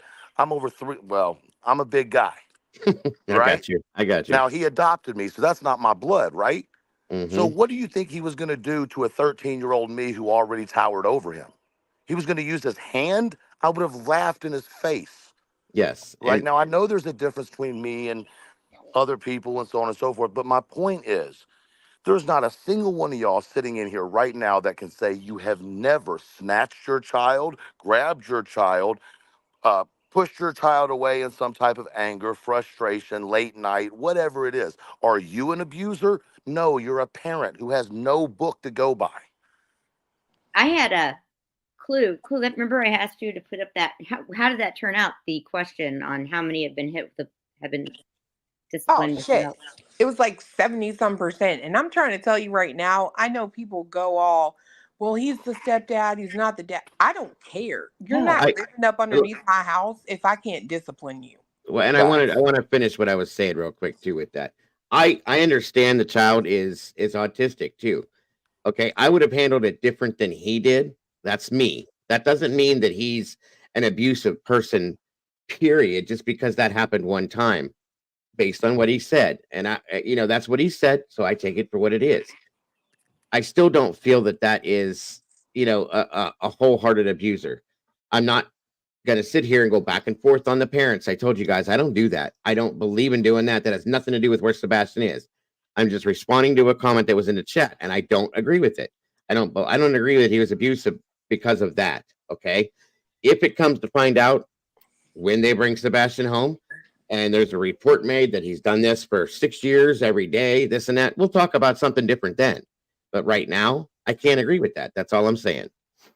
Well, and I mean, on top of that, Chris is very open about, yes, it was a CPS thing. CPS has been involved. If it was that bad, like they would have taken. Did they close the case?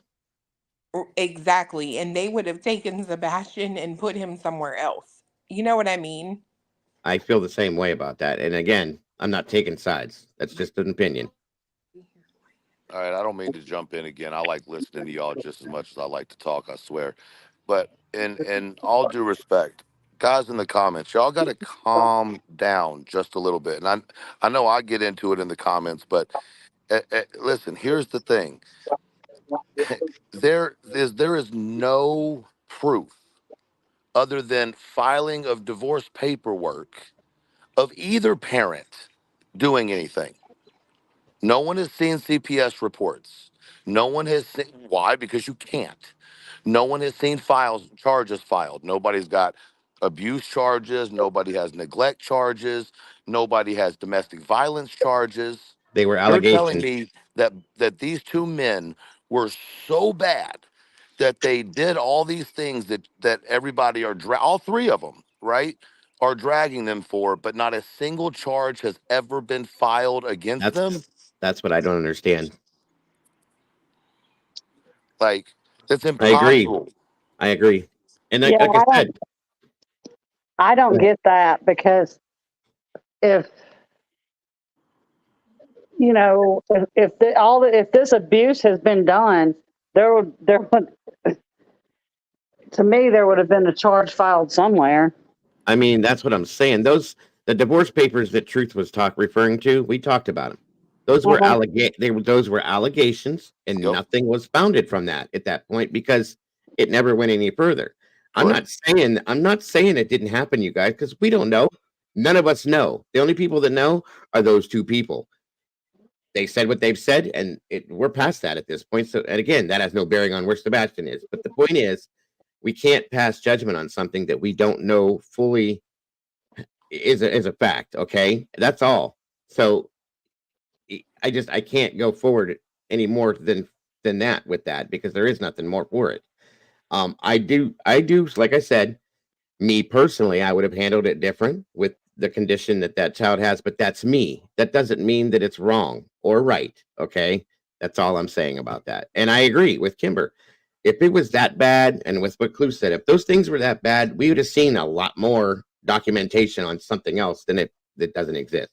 So I smarted off to my mama one night when I was on the phone, and she whooped me with the wooden spoon. And I turned out okay. Right. Well, okay. What I think We all turned out the way we probably should have considering, but I turned out the way I should have, but it yeah, hurt. She yeah. whooped me at that woods. She was cooking dinner, and I And smelled. and Salty's right. If there were documents showing abuse, I guarantee you Twitter will find them. Period. There's no two ways around it, guys. You know that. Everybody that's in here knows. We can find anything we want on just about anybody on Twitter. Period. There's nothing there. We've looked. So Well, see, my son was part of the 911 generation, where they went to school and taught them. Well, if they, if something happens at home, call 911. What? And that's when all that started. They used to tell them, if your parents, it was part of the thing where, if there's abuse in the home or whatever. So then a lot of kids would call 911 if their parents spanked them. And I didn't spank my son a lot, but I'm like, dude, if you ever call 911 on me because I spank you, When they leave. that's what they teach the kids. Listen, I didn't have to do that. I just had to raise my voice. When Everybody they stop. leave, You're gonna have to call them back. Just if you because call we grew 911, you better just tell because them to bring the ambulance because you might need it too. Because hold on. But I understand. I want to make something very clear because although I understand where everybody's coming from because I grew up the same way, this is a different era and it's not our era anymore. And It things is. that we grew up the way that we grew up are not accepted today. And whether we That's like it right. or not, they're right. not accepted. And so socially at least they're not accepted. I would challenge once again, people to look at their own divorce papers and see what your ex said about you in your divorce papers. You know what I mean? Because I can promise you that a good 75% of y'all could tell me that there were lies in that. Mm-hmm. Mine were pretty cut and dry. It was real simple, but typically Yeah, I but know what you're a, you're you're saying. a sweet man, Dago. I mean, what did she have a problem with? Your jambalaya? Probably not. I ended up with custody of my kids, so mine went See, there you completely go. backwards. So yeah, it was different. Man, I appreciate the compliment. Thank you. For sure. You're right though. If you look at different, it's a bad situation. That's why it's a divorce. So there's gonna be spitballing back and forth, guys, and it happens in just about every bad situation that ends that way. So what are you gonna say about it? You know what I mean? I could look at it from both angles and go, okay. You know what I mean? So who's to say? I always say they're an ex for a reason. And Absolutely. the reason usually lies in, that they're an ex for a reason. And that's how it goes. And Yes. That I said it 100 times. The creature, which is for the new people, that's what I referred to my first wife as. When I was married to the creature, it didn't go well. It did not go well, and you guys have heard some of the stories. But I ended up with custody of my kids, and I was still civil with her. She still had visitation, even though she didn't want it. She was made to pay child support that I didn't want. She never did it. It doesn't matter. I had my kids in a safe place. That's all that mattered to me. End of story.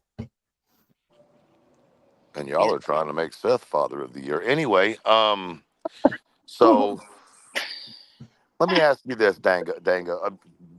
How am I trying to say Dango, Dango? the dingo's on your The baby, man. dingo ate my baby. The dingo ate my baby. I've been called everything. It's all good. Listen, so what are we supposed to do now? Okay, let's. I'm not trying to like direct things, but what is the next step? Right. If we step away from Katie, we step away from Chris, we step away from Seth. Yes. Where does that lead us? Leave every assumption with those three people involved out of it. Thank you. Completely out of it. Where do we start investigating now? Because we have exhausted that shit. It's so old, it makes me want to shake a banana and steal its onions. He walked off. Where did he go? Bingo. Did he walk off or was he taken out of his room? Did someone know the front code key? Was Katie maybe a little unhonest when she said she had nothing to drink that day? Did somebody walk up to the window and say, "Hey, come here," or Right. Any of these things? That's what this is about. What are our options? What happened? Where do we go from here? Was Correct. Katie already in the bed asleep, and she's a heavy sleeper? No, Katie wasn't asleep. No. Listen, the story is what it is. Is there some inconsistencies here or there? Probably. The reason why she has become more and more open, quote unquote, about the storyline is I don't know if y'all have ever been in a car accident before. I'm going to use a car accident as an example. Right after the car accident, you're confused. You don't know what happened. You don't know if you're at fault. You're questioning yourself immediately. And then as you kind of come together and you're waiting on police to get there, you remember a little bit more. But when you're sitting in the emergency room getting checked on, now you remember a whole lot more. Right. And by the time it comes to go to court with your insurance company, you've remembered a shit ton. Yeah, bingo. I used this as an example last night because I was telling Dago she may have blocked some of the stuff because of the trauma of the day, her son going missing. And That's I told why- Dago, I said, it's just like having a car accident. You know, if it's a bad car accident, you block that out. But then people do remember that. I had an aunt that had a bad car accident. She didn't remember it. But then one night she had a dream and she remembered the entire accident. And that's what happened in the Elizabeth Smart case with the younger sister. That they blamed the father for all that time, and that the child was right in front of the whole world, dressed in the Middle Eastern garb, so on and so forth. The sister remembered the situation from being in there down the road, and bing, bang, boom, here we are. You know what I mean? So bits and pieces of that night are coming back to her as she goes along. Right. And it's not that she's left it out, it's just it's coming back to her. And that's why I brought up, somebody had sent me an email, an anonymous email, and they just kind of hinted to it. And I'm thinking about it for a couple of days. I looked into it and I said, it sounds a little crazy, folks, but at this point where we have exhausted everything, just like Truth said, we got all this other stuff out of the way now. Let's focus on what's important. Sebastian, what if, and this is just a what if situation, if it was agreeable, if they were to do a hypnosis scenario with her, because before people go, what the hell are you talking about? Hold on.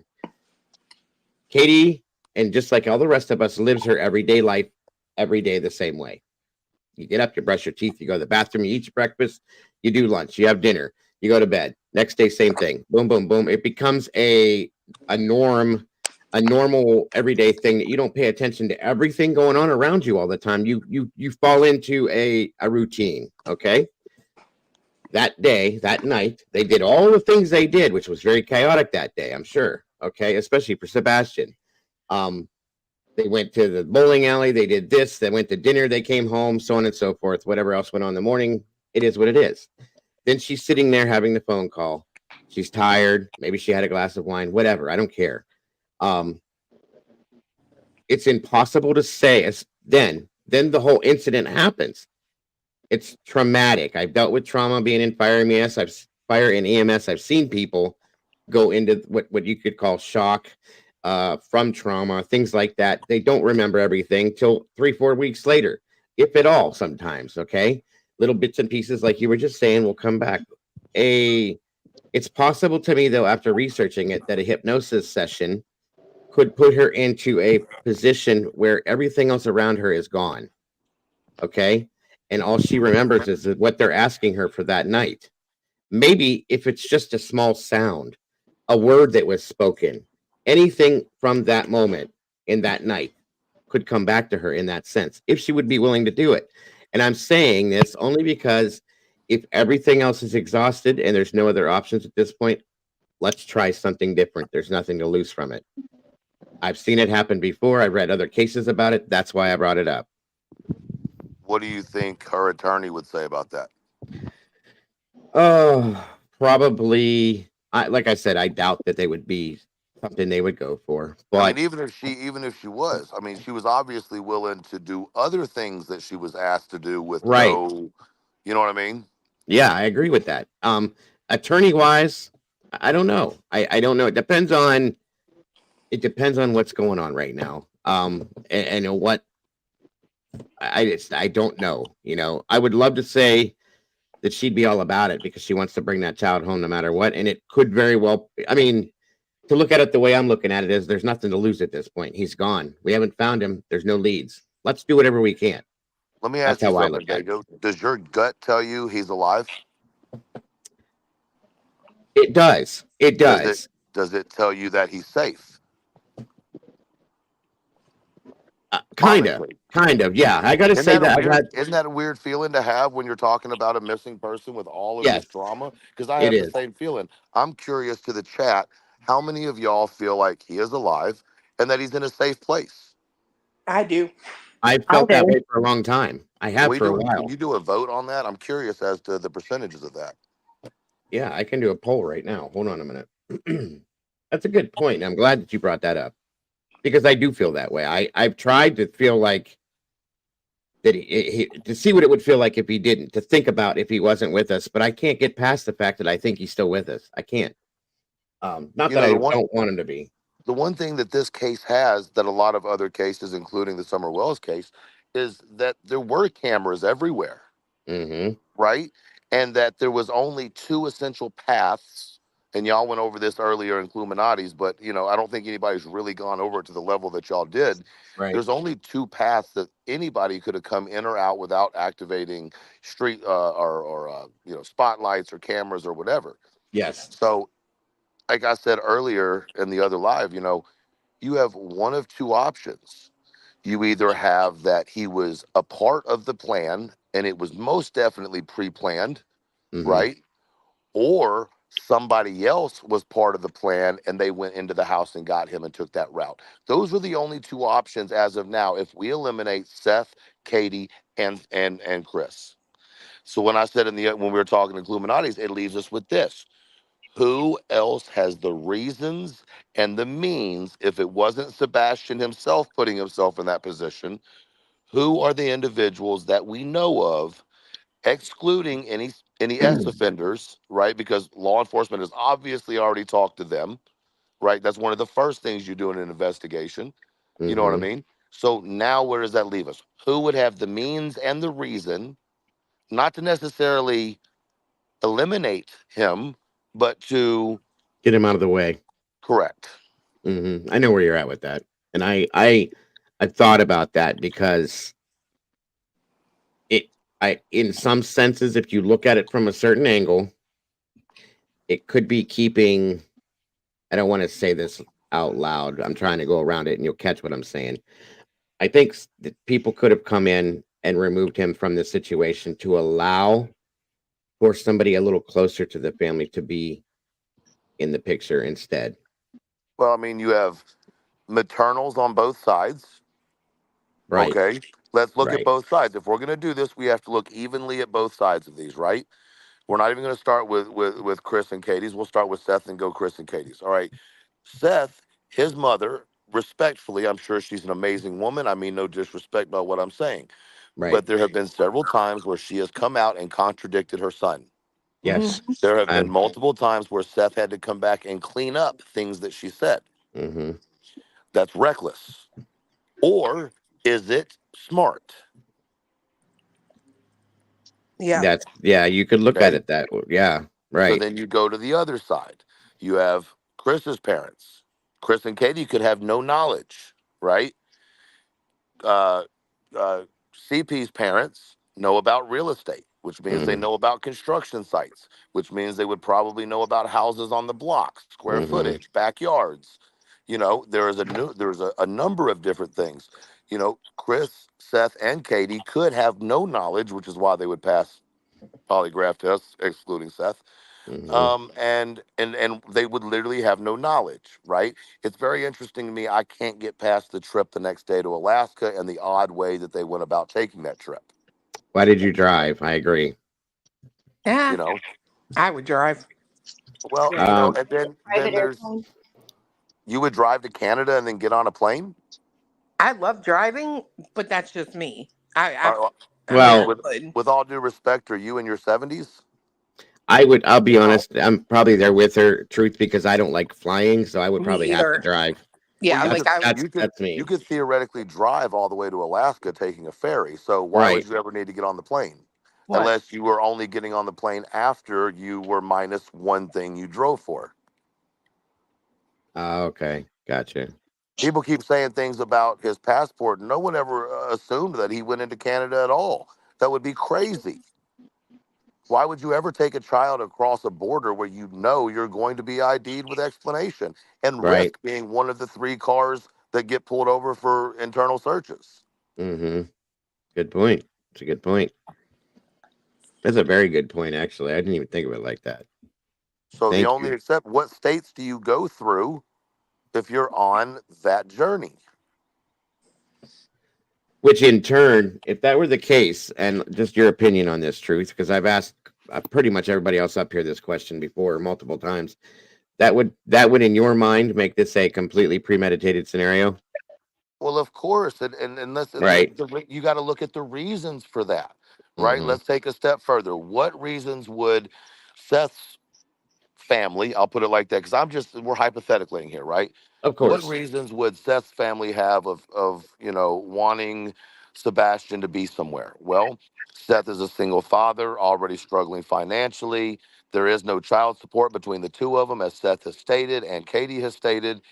You're taking on possession of the child, responsibility of completing the IEP and making sure that he has, the therapies that he needs, and being able to work a night shift, right? Mm-hmm. Yeah. Then you go over to the Chris and Katie side. Well, the grandparents really love their granddaughter, who happens to be blood, and he has the opportunity to get, possession of that child. And there's some things going on between supposedly Sebastian and that child. So there's a reason. And the court and that court scenario for the other biological child is in effect, folks. It's in the midst of process right now. So Yes, but wouldn't this hurt that court case, Sebastian being missing Well, yes, it would, from but they that never thought home? it would get this big. They never expected this response. right. A lot of people, just like with most other cases, are forgetting about where we're at right nowadays in the true crime world on social media. It has become a huge thing, and people don't think about that until they experience it. So you got to remember that too. The link is in the chat, Mom. The only thing I can't understand with Chris's parents or Katie's parents or whatever is what would be the motive? What's the game? Well, the game is getting their granddaughter Yeah. closer to them and away from the mother. That, if you believe what Nina said, I then don't. we'll just say, if you believe what Nina said, then you would also have to believe that Nina is a very twisted individual to stay with someone in those situations and allegations. 100%. So So, yeah. in terms of faith having something to do with behind the motivation of this, let's Yes. go down that road for a second. I could see that playing into a scenario from the other side a lot more reasonably and understandably than I could that side. No, For because sure. if you haven't seen, okay, Cletus, if you haven't, all due respect, if you haven't seen your grandchild, okay, this is your one and only grandchild, and you've hardly ever seen her at all. Mhm. As a grandparent, I know how my parents are towards my children. Good Lord, they would do anything in the world. Well, here's a scenario. We just saw the Oklahoma moms, okay, that went missing. We saw, now that woman obviously had some mental illness going on, but that'll show the extent that some people will go to get what they want. But here's my problem. They're already about to get what they want. There's already been an agreement made between the 3 parents that Sebastian would go live with Seth. That achieves the goal of making it possible. It achieves the goal on Chris and Katie's, but then we leave the other side open. Right. Then that's where I was about to go. Right now, if you look at the other side and you look at what I cannot help but see as a purposeful character assassination of Chris and Katie to the public, and it's one-sided only, and I consider what's the motivation for that, and I start putting pieces of the puzzle together. To me, I see a clear line of, okay, there's connection being made between what have obviously come out to appear to be 2 vindictive people. Is it possible they work together to both get what they wanted? See, and this leads us into the Chris showing up to help Seth randomly with his truck. Well, we got to go back for a second and think about earlier on in this case where people were being followed. And I touched on this a little bit before, but where was Chris sitting when he saw Seth broken down? Right? Why were you sitting there? It means you were watching the visual. You were watching to see who was coming. You were probably there with your own PI, and you decided to come down and talk. Now, we've always felt, at least a lot of us have felt, that something's being held over Seth's head, right? And to a certain extent, Seth has been really, really holding something back. You can see it on the tip of his tongue late at night after he's taken his medication. With all due respect, he gets a little bit loosey-goosey, right? There is something, I don't know what it is yet, but there is something that they have over each other's head. And it does not include Katie, because she does, in my opinion, Katie doesn't want to be anywhere near Seth. I agree. I agree with that. I think she's scared of Seth. I think Seth did something at some point to make her scared. And furthermore, the question was asked, what would be the motivation? Well, as a grandmother, would you want your granddaughter to be raised like the type of woman you have described Nina to be? Or would you like her to be raised by the type of woman you've explained or described Katie to be? And also the fact that they may be in an open marriage where they allow things to occur. So if Chris was with another woman, that's why they're probably still together, because there's an agreement. That happens a lot, guys. We're not It in does. 1927. It does. Yeah, It it does. I does. agree. It definitely does. It's sad. I mean, I don't want to say it's sad because it works for some people, but it's things are different. Period. Nowadays, guys, we know that in all aspects. So that's their business. If it works for you, God bless. That's all I'm saying. Hi, Mom. What's up, Mom? How you doing? Hello. How are y'all? We're good. Thank you for joining us tonight. All this wonderful conversation. I wanted to come be a part. Well, you're I welcome to like be here. this Truth Not Feelings. Can we keep him? Oh, I know he's very, very interesting to listen to. I love it too. You're very appreciated, sir, by most everybody that listens to you. I appreciate what Thank you have you. to say. Yes, I sir. appreciate it. I'll just 2 seconds. I'm not going to use the creator's name, but I said it earlier, and then they called me out in Klum's chat. I got a little frustrated yesterday in the chat because I used a certain word describing an individual. I'm not going to use that word again, but let me address that because I know a lot of people were in that chat. One of the most frustrating things as someone who doesn't give a shit about the money on this YouTube, because I make damn good money on my own and I don't need people to give me money. No disrespect to anybody that does it. It isn't a flex. It's just my feelings, right? Right. When I hear things like I can't say that because I'll be demonetized, when I heard that, it immediately lit a little fire under my butt, right? But I got offline and I went and looked up and I got the spreadsheet of all the words that can and can't be said, because that's the kind of person I am. I want to go find out why somebody was upset with me, right? Once again, I've said, guys, I am autistic, high end of the spectrum, but I am autistic. So when I speak of the things that I speak about, I'm looking at it through my eyes as someone who happens to be autistic, not an autistic individual. See, that's the other thing that we have to stop. These are not autistics. These are humans who happen to have autism. It does not describe you. It just is part of you, right? And so people that say, corporal punishment doesn't work with those with autism, I'm sorry, I have to disagree with you. Now, I rebelled my entire youth. I got in a lot of trouble, blase, blase, blah. But ultimately, it taught me how to control myself, right? So I'm not saying that this is how parents should be. I'm not advocating for it, because it did cause a lot of damage as well, right? That as a man who is very rough-necked, and you'll get to know that a little bit as we talk. If you don't, if I'm trying to explain this in the best way. Take your time, brother. Take your time.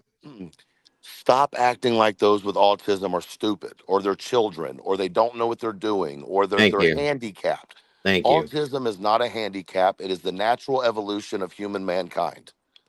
That's what it is. If you think it's anything else, you're highly mistaken. Over hundreds and hundreds and hundreds and thousands of years, we have evolved as humans. Technology, the way we talk, what we accept, that's just part of it. 100%. My son, like I said, my son has been 7 years old, he was diagnosed, and we went from there and just continued to grow and learn and teach and grow and learn and teach. And everybody in here, most everybody in here has met my son. He's an amazing person. He's very talented in so many ways. He's not stupid by any means whatsoever. That's a big thing that I can't stand, when people think that they don't know how to think for themselves and that they can't do certain things. A lot of people said, well, he has these fits. Not my son, but we're talking about Sebastian now. He bites himself, he hits himself, he throws himself down. That doesn't mean that he doesn't know what he's doing. It doesn't mean that he doesn't understand. It just means that that's one of his little ticks that he has when he gets in a certain position after being triggered. It happens, folks. My son has done this. He used to hit himself all the time until we calmed him down and taught him how to deal with it. You have to be taught. Okay. And that's another thing I won't talk about right now, but the fact that he was only diagnosed last year has been a question that I've had, because it doesn't just show up in a year and you go, "Oop, he's got autism." It doesn't work that way.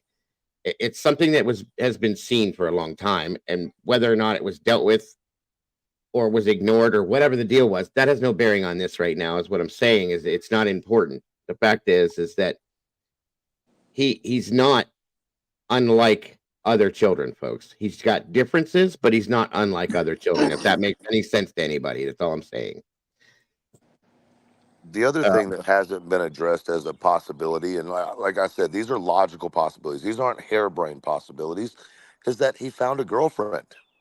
And at 15 years old, maybe this woman convinced him to leave. Maybe he was telling her what was going on in his life.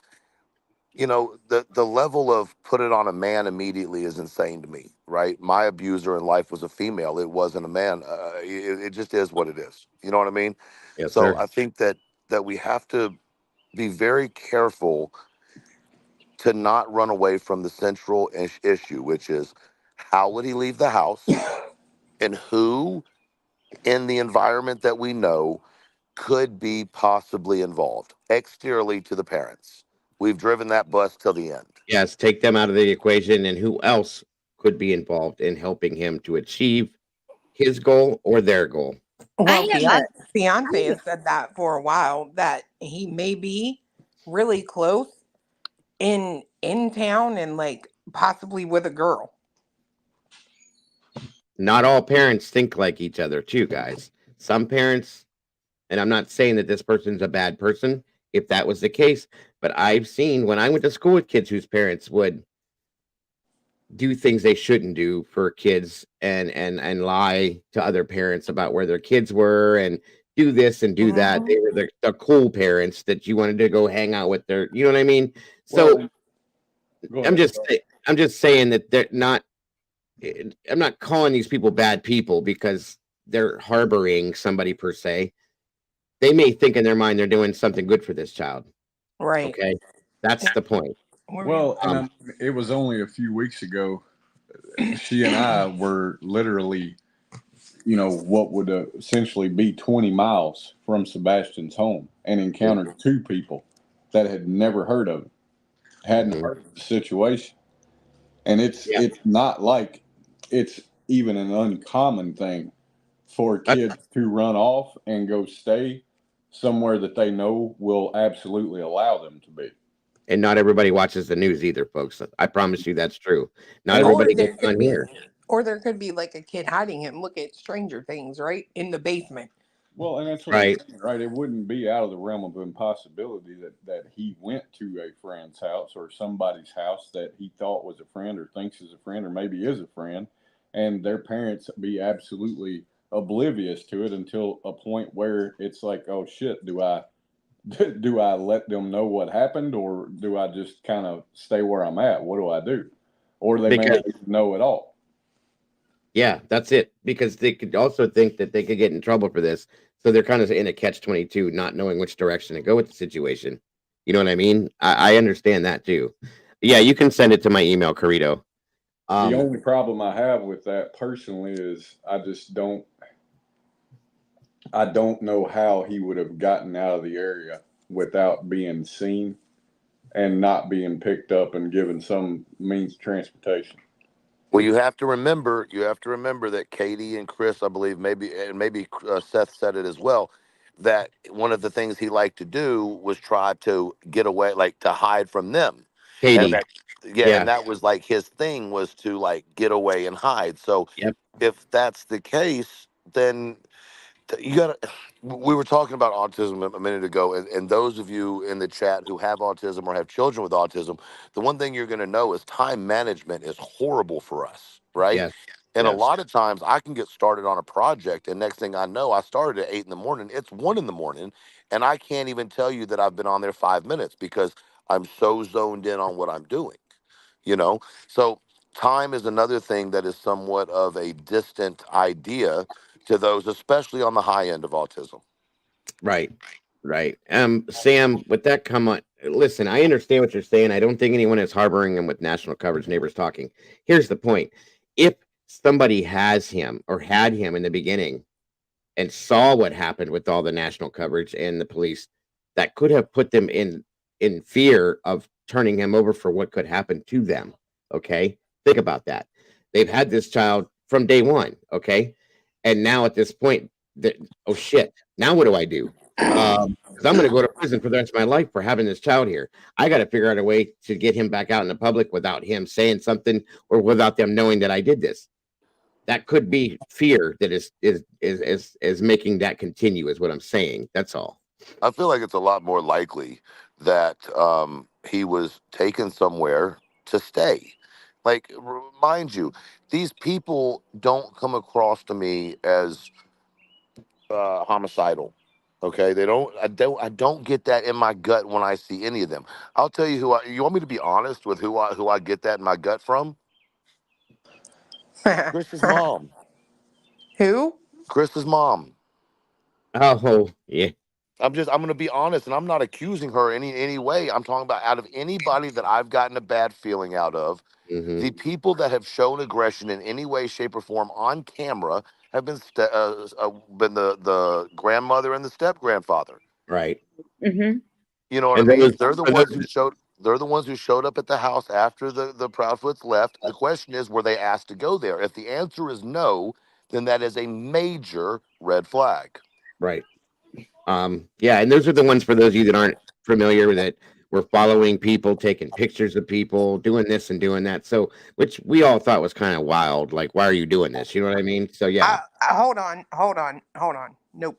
I disagree with that. I don't think that's wild. You're showing up at someone's home in Tennessee. I'm going to take your picture. And I mean, yeah, you could look at it like that. I agree. Like, I'm sorry, but no.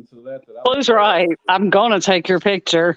No, I agree with that. Listen, I don't mean that. I'm saying who went back into the residence after everybody left? The grandparents. Who had access to the potential quote unquote crime scene, missing scene, however you want to put it, without police's presence? The grandparents. Who was one of the first people there before law enforcement got there? The grandmother. We have a trend going on here. Once again, I'm not accusing. I'm just saying, if you look at the facts, if Seth was at work, let's assume he had no connections to be able to have foul play occur. If Chris was at a girlfriend's house or wherever, nonetheless, he has an alibi. And if Katie, let's just say she passes a lie detector test, passed a lie detector test, whatever you want to say, and she wasn't involved, it limits with reason who has had the most interaction immediately after the situation. Can I ask who? What was they have 2 houses. I think it's Katie's old house before this newer house, and that's when I was watching Dolly on his. He was driving by that house, right? And that's when he said, "Oh my God, that's the car that's been stalking me." It's his sister. The sister stays there. Yeah. And it was Chris's parents that were there. And then the next thing you know, they're back over at their house, the newer one. Well, I'm sorry. That's not stalking. Let's once again use proper term. No offense to you, ma'am, but let's use proper terminology. If you're following me around, or you're taking pictures of my son or daughter's house, or you are camping out, that is called making sure that you don't come over here and do anything stupid. And if you do, we have proof of it. Stalking is when you have ill intent for what you're doing. The intent there is to harm or to affect in a negative way.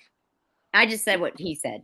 Right. I Right. agree. I just wanted to kind of not, that wasn't towards you at all. That's why I said with respect. Like just in general, that keeps being brought up, and it's like, hold up. There's a difference between being offensive and being on the defense. Well, Right. let me ask something to clarify some facts, because talking about Chris's mom and stepdad and them being in the house and this and that, the only thing that I have seen about that was the day JLR drove up there and they were pulling into the driveway as he passed by. Then he proceeded to turn around and go down and turn onto Kellen.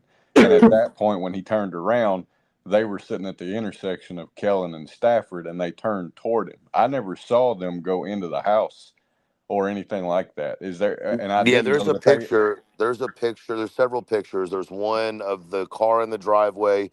There's another picture of her walking from the house. So they, to the answer, did they go in? We don't have that 100%, but we do know she was walking in the direction away from the house. I'm just trying. Yeah, I just wanted to make sure I had my facts straight in my head. And as far as them taking photos of people, is there another instance other than just JLR that day, or I mean, Oh, is for that the sure. only one? Okay. I No, think and here's the thing. Do y'all remember in the beginning? And this, I cannot find this picture to save my life, but I know I saw it. Do y'all remember in the beginning when they put the police tow behind camera in front of the house? Yes. I Okay. have that. I have it on Okay. video. Isn't it funny how that's been ignored completely? Maybe by some, but they Okay, but took it why? away But oh, they did. They absolutely did. Why did they put it there? to see who was coming and going from the place. On a runaway? I mean, if they had to get rid of evidence, but the better answer is probably to see who's going to that house, maybe. I mean, it's just that I don't know the answer to it per se, but it's interesting that I mean they didn't do it in Summer Wells, they didn't do it in Tabitha Tudors, they didn't do it in other cases within Tennessee.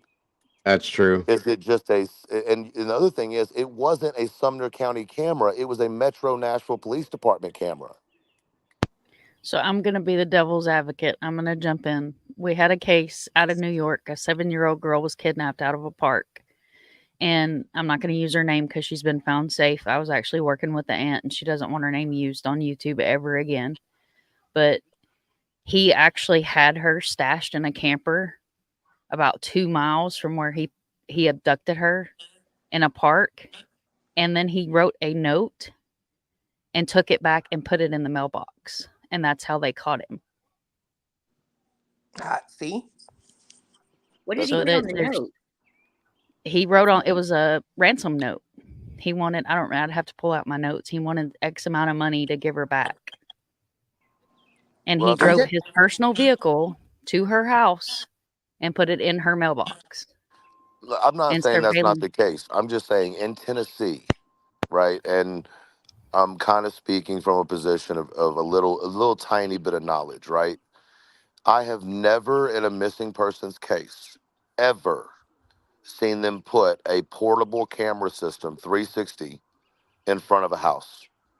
They don't even do it on, you know, I've just never seen it. Those are for parking lots and mass events where a lot of crowds. And the only thing that would explain that is if they feared there was going to be a massive crowd from, social media and, news coverage, things like that were going to show up. Well, and what's weird about that camera is the time frame it was there. Yeah. There you go. It wasn't there the first week. Nope. Correct. It wasn't even there probably the first 10 days. And once It went in on day 16. Yeah. And then it left within, I would say, a week of being placed. Correct. It did. Yeah. Is that after the first YouTube interview? Yes. Okay, so YouTube No. doesn't have a good... It was before. It was before any fingers were being pointed. I'm not talking about fingers being pointed. I'm talking about the first time Katie and Chris went on Dutchie's panel. I don't know the answer to that. That was day 19. No, they went on day 8, day 7, day 8. Oh yeah, you're right. It was 8. Okay, so YouTube doesn't have a good track record. And I'm not going to put anybody's names out there, but you have creators that take it upon themselves. I'm outside, guys. So sorry. I'm in Florida. There's love bugs everywhere. You're right.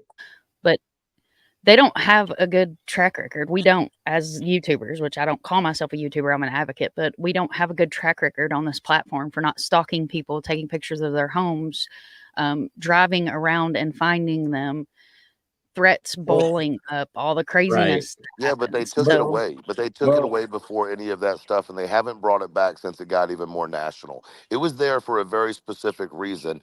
I'm just curious if people can figure out why.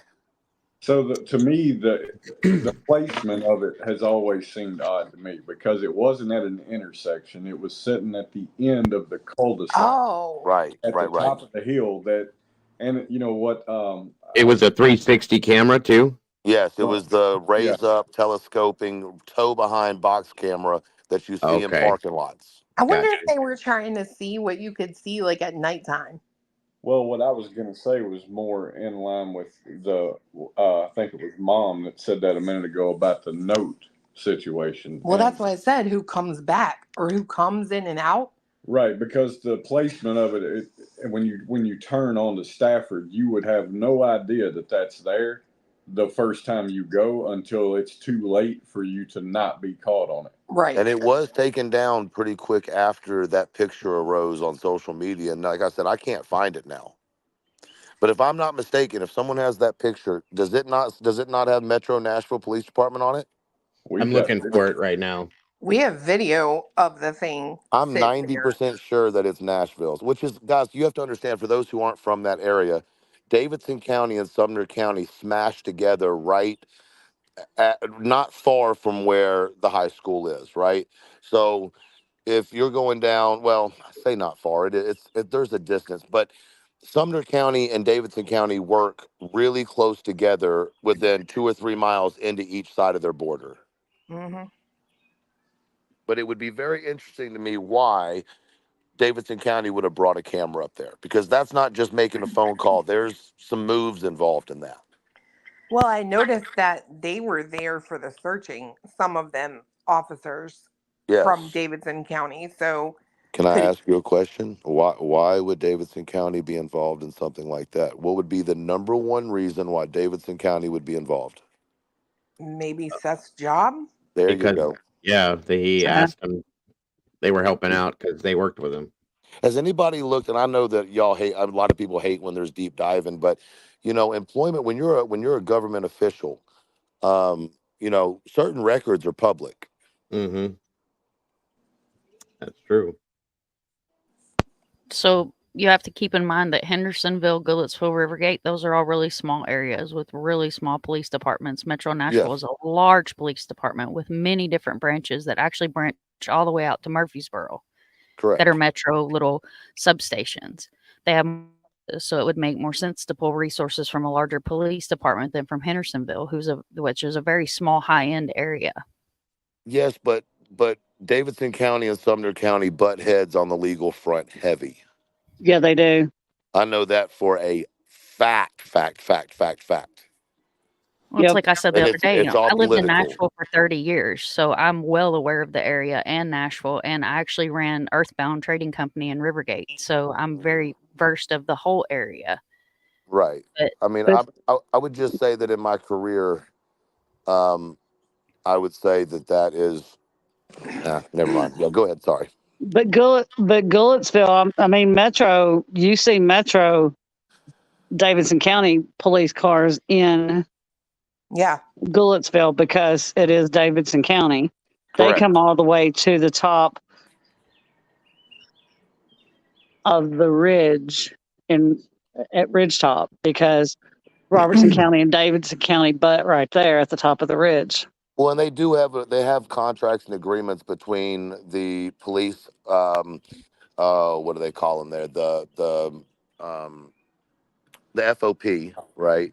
And so there are agreements that are written between counties. It's a Commonwealth agreement, even though it's not a Commonwealth state, which allocates resources within X amount of miles or yards or whatever it might be per county into the next county. So yes, there is some variance of those lines, but where their particular home is well outside of that. Gotcha. in my I just, opinion, anyway. no, and I just threw this picture up real quick, guys, for just as a picture. I want you guys to see something. This is what we have been seeing from the beginning. Is this right here? Okay. Not with him and Seth per se, but also, but this is who we've been seeing from the beginning. This is who we're looking for right here. Okay. He doesn't look like him anymore. No, This he does not. this is a very good looking young man. Okay.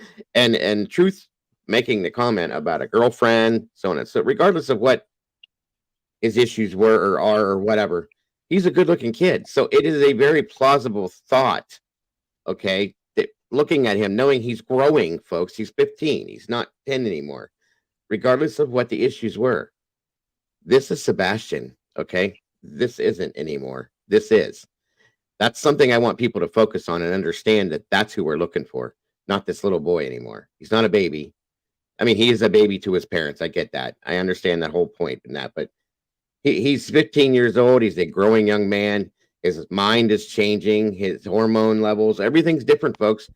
There's a lot of other things that could fall into play when you look at this child here and wonder what's going on in his head right now, or Yeah. at this point. That's what the point I want to make with this picture. That's all.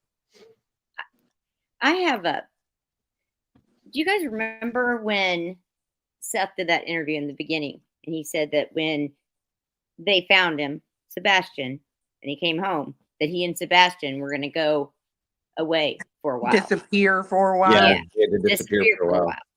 Interesting course of words. Yes. Thank you. This is, and he also, in that same interview, and he said it in more than just that, he mentioned that he when he had Sebastian loved going to see his grandma and his grandpa down at Seth's parents down in, I believe Texas. And so they would drive down there all the time. Now, if we're looking at grandparents, that's not, I mean, and didn't they have their own like camper van, whatever? Didn't They have it. If I'm not mistaken on that, we looked at this today, that interview that Seth did on CJ's channel, when he tells his parents he's leaving, you can tell he leaves out of a camper. Yeah, we looked at that today.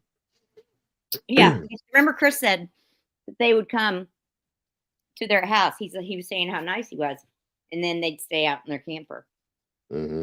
Well, my question, and I'm really trying to push away from the parents myself, but Yes. I do have this question, which is, am I the only one who's seeing a trend here?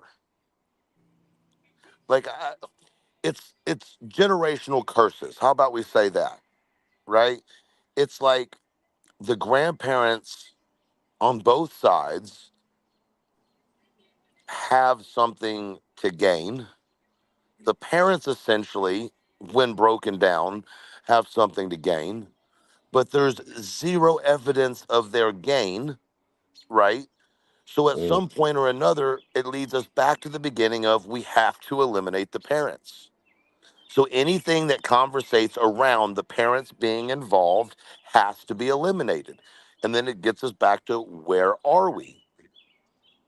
Because we keep sidetracking ourselves back to Katie and Chris and Seth, and they said, and he said, okay, let's cut out everything that they said. Let's take what they said out of the equation, right? What do we know as fact? We know for a fact that he went out to eat. We know for a fact he went bowling. We know for a fact that they went and got snacks, right? We know those for a fact. Right. Now, out of those quote unquote facts, I say this all the time, and I say it in Cluminati's, if you have two irregularities that don't mix an equation, that theory has to be eliminated. One can be an okay, well, whatever, but two, sorry, I guess they're using the street for drag racing. It But sounds like it. when you have two, then you have to set that aside. If you have three, then it's gone altogether. These are simple basics of investigation. And if you listen to what TBI said, they said specifically, when we get to where we have no more tips, we go back to the beginning and we put fresh eyes on it. So this is why they go back and research. This is why they've gone back to the house more than 10 times. This is why they continually interview the parents, right? Inconsistencies, even if you were the best narcissistic, I hate the damn word, person in the world, eventually you're going to slip up because you're only human. Right. Yeah. Right? We are 2 months into this, and the only thing that has changed on one side is adding non essential information, meaning I said, I love you, and blah, blah, blah, the things that wouldn't have come out immediately. And unfortunately, the true colors of another parent who tried to put up a fake front. Right? Yeah. It just is what it is. So, out of all of that, none of that's criminal. Right. Mhm. I get what you're saying. For those of you that are asking in chat, the gentleman speaking, his name is Truth, Not Feelings. It's the first time he's been in here on panel. He been on Cluminati's a few times, but that's who's speaking right now. And thank you guys for the comments you're making. He's very, very interesting and very good to listen to. I agree. Anyway, moving forward. Hold on a minute. Golf is saying, look at the CJ interview again, where you saw the phone with the picture of a camper. I see a hand Yeah. of someone holding the phone that someone has glasses on. Okay. Thank you, Golf, very much. I guess you have to look at that again, Clue. So if we take all of that out of the equation, yes, we all of it. look at all of it, if we take the parents out and we have to look at what we know about Sebastian. There it is. That's the most important things right there. Then I've Right, been that is trying the to get most important thing. And we have to look at what we know about Sebastian. And we And- have to those are the things that we should have. Those are the things that the interview should have been about, guys. That were on Right. YouTube. They should have said, what has Sebastian been doing lately? What types of extracurricular activities, if any, does he do? What kind of food does he like to eat? Did you know that he has a girlfriend or not? And here's the thing: they may not have answers to all these things because 15-year-old kids don't want to tell their parents everything. Exactly. People said Period. earlier in the chat, they were like, but they said he didn't have friends. And I'm like, They don't know everything. I didn't know all my I'm telling friends. you, they don't. With all due Right. respect, those who are affected from SA type situations are more apt to be active much younger and in much more riskier situations. Yes, sir. And so the fact that it is extremely obvious that he wasn't getting the kind of love that maybe he should have with respect to the parents, and that he was a very lovey person. His dad said it himself. He liked to be uh, acknowledged, and he liked to be a part of things, right? So Yeah. you take that into the equation, and he finds, let's just say, he finds another young lady, or heaven forbid it be someone older than acceptable, who happens to have autism as well, with the mind, she may be 20 or 22 with the mindset of 15, 16. Right. You know, we're talking about possibilities that are real, right? You have to look into these things. And, you know, the dirt's going to come out, guys. It's not done coming out. It's going to keep coming out. There are more bombshells to come, right? But do not let that distract you. It's just like anything else. When they tell you to look this way, stop looking that way and look the exact opposite. Agreed. Agreed. Clue, in one of her interviews, did Katie not say that she said that he was starting to notice girls, but he didn't want to admit it. Yep. He was very shy about it, but he was starting to notice girls. But even without her saying that, for me, it's completely obvious that he is at that age because Yes, she he's said, 15. well, she said he had a crush on Taylor Swift. You don't have a Right. crush before you're into girls. And Right, right. Taylor Swift is not a 15-year-old girl, so he's doing what he's supposed to be doing at his age. Period. Which Oh my also, God, it's Taylor Swift. She's from Tennessee. oh God, We just listen, solved it. Okay, you case know, done. the thing is this though, you know, I hate that story, as someone who has had things occur in my own life, I hate that story was ever brought up.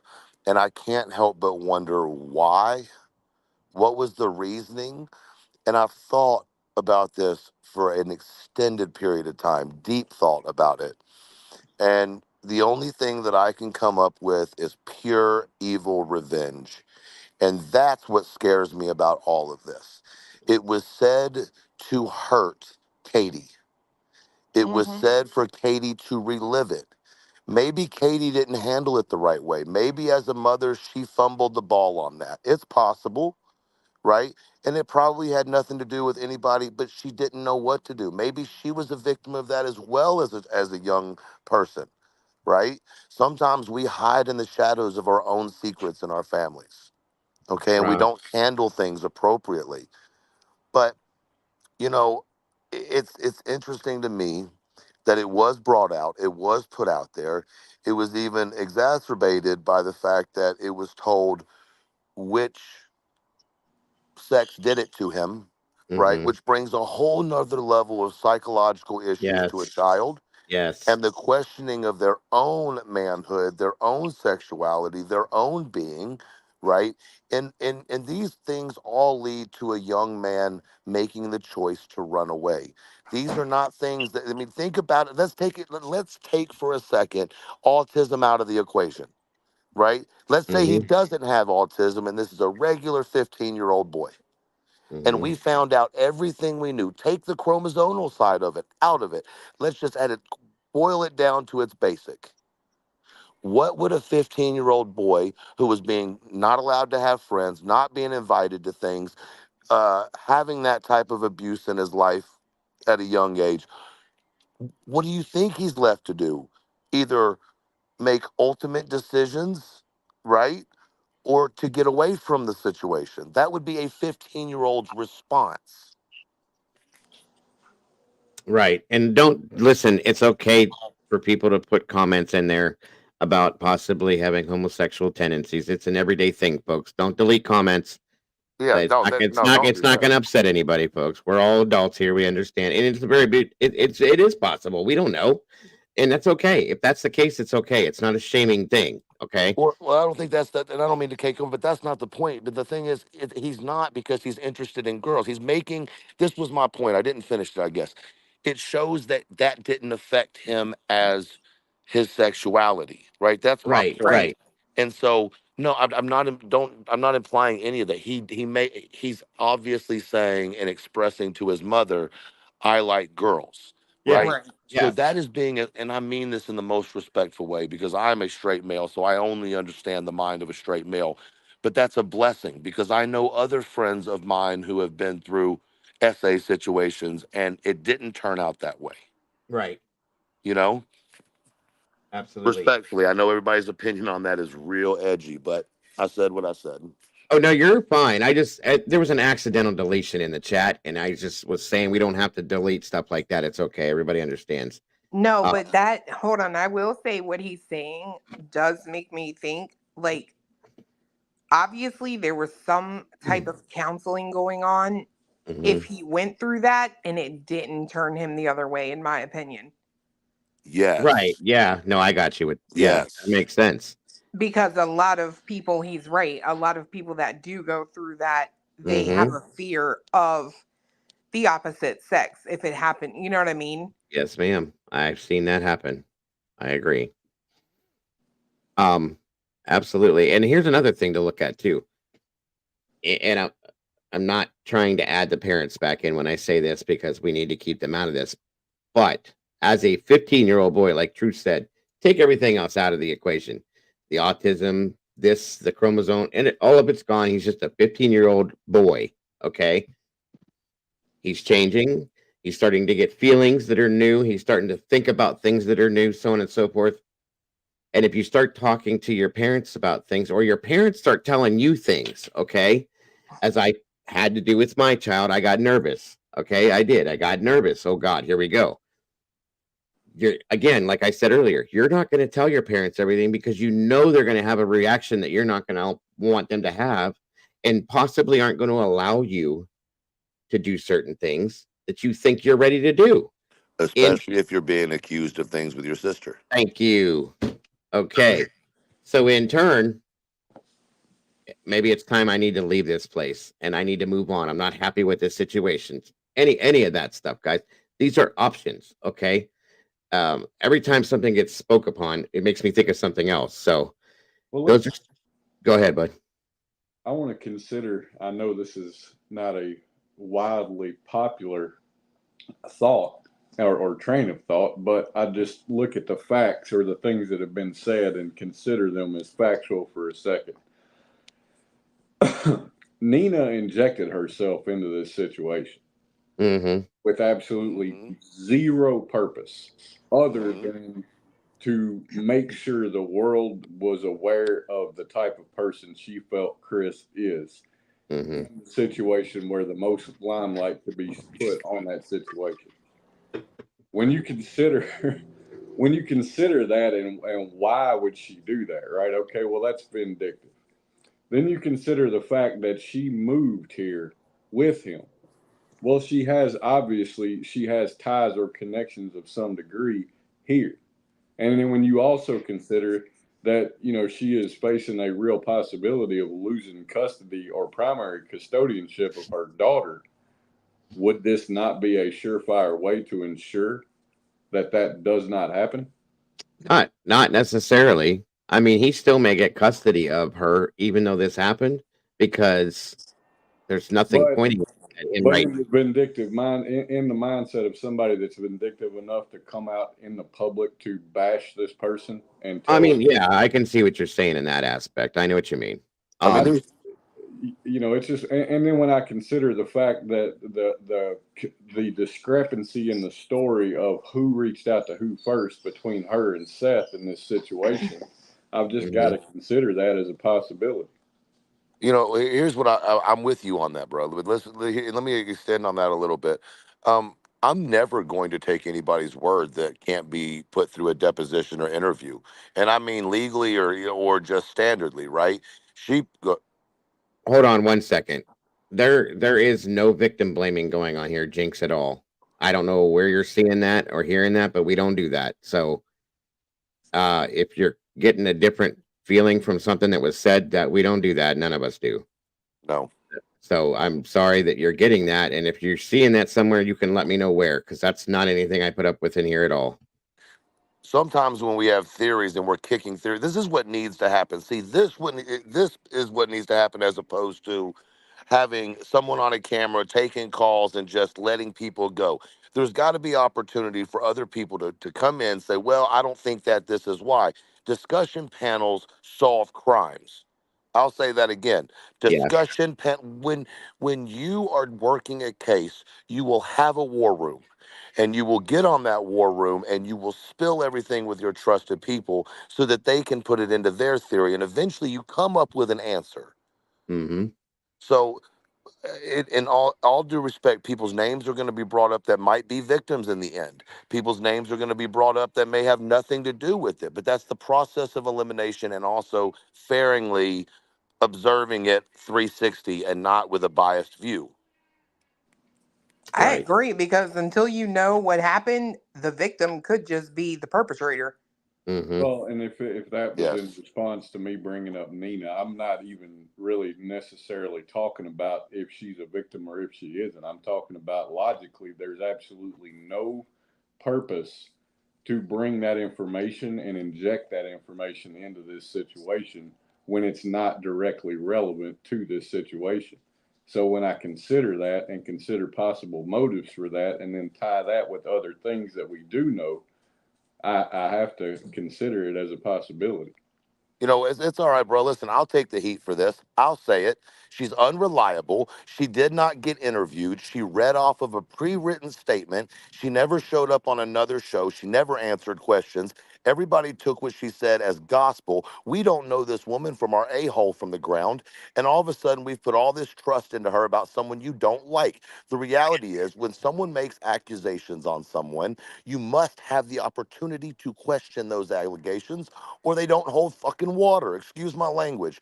Nina, from the very beginning, was a plant in this situation. If you don't think she was a plant, you're effing crazy. I told y'all. Respectfully. I agree. Cross-examination or it's no good. If I don't get a Didn't I tell y'all? cross-examination. And I'm Thank trying you. to tell you, she was a plant And Seth orchestrated that stuff. If you don't believe me, I don't care.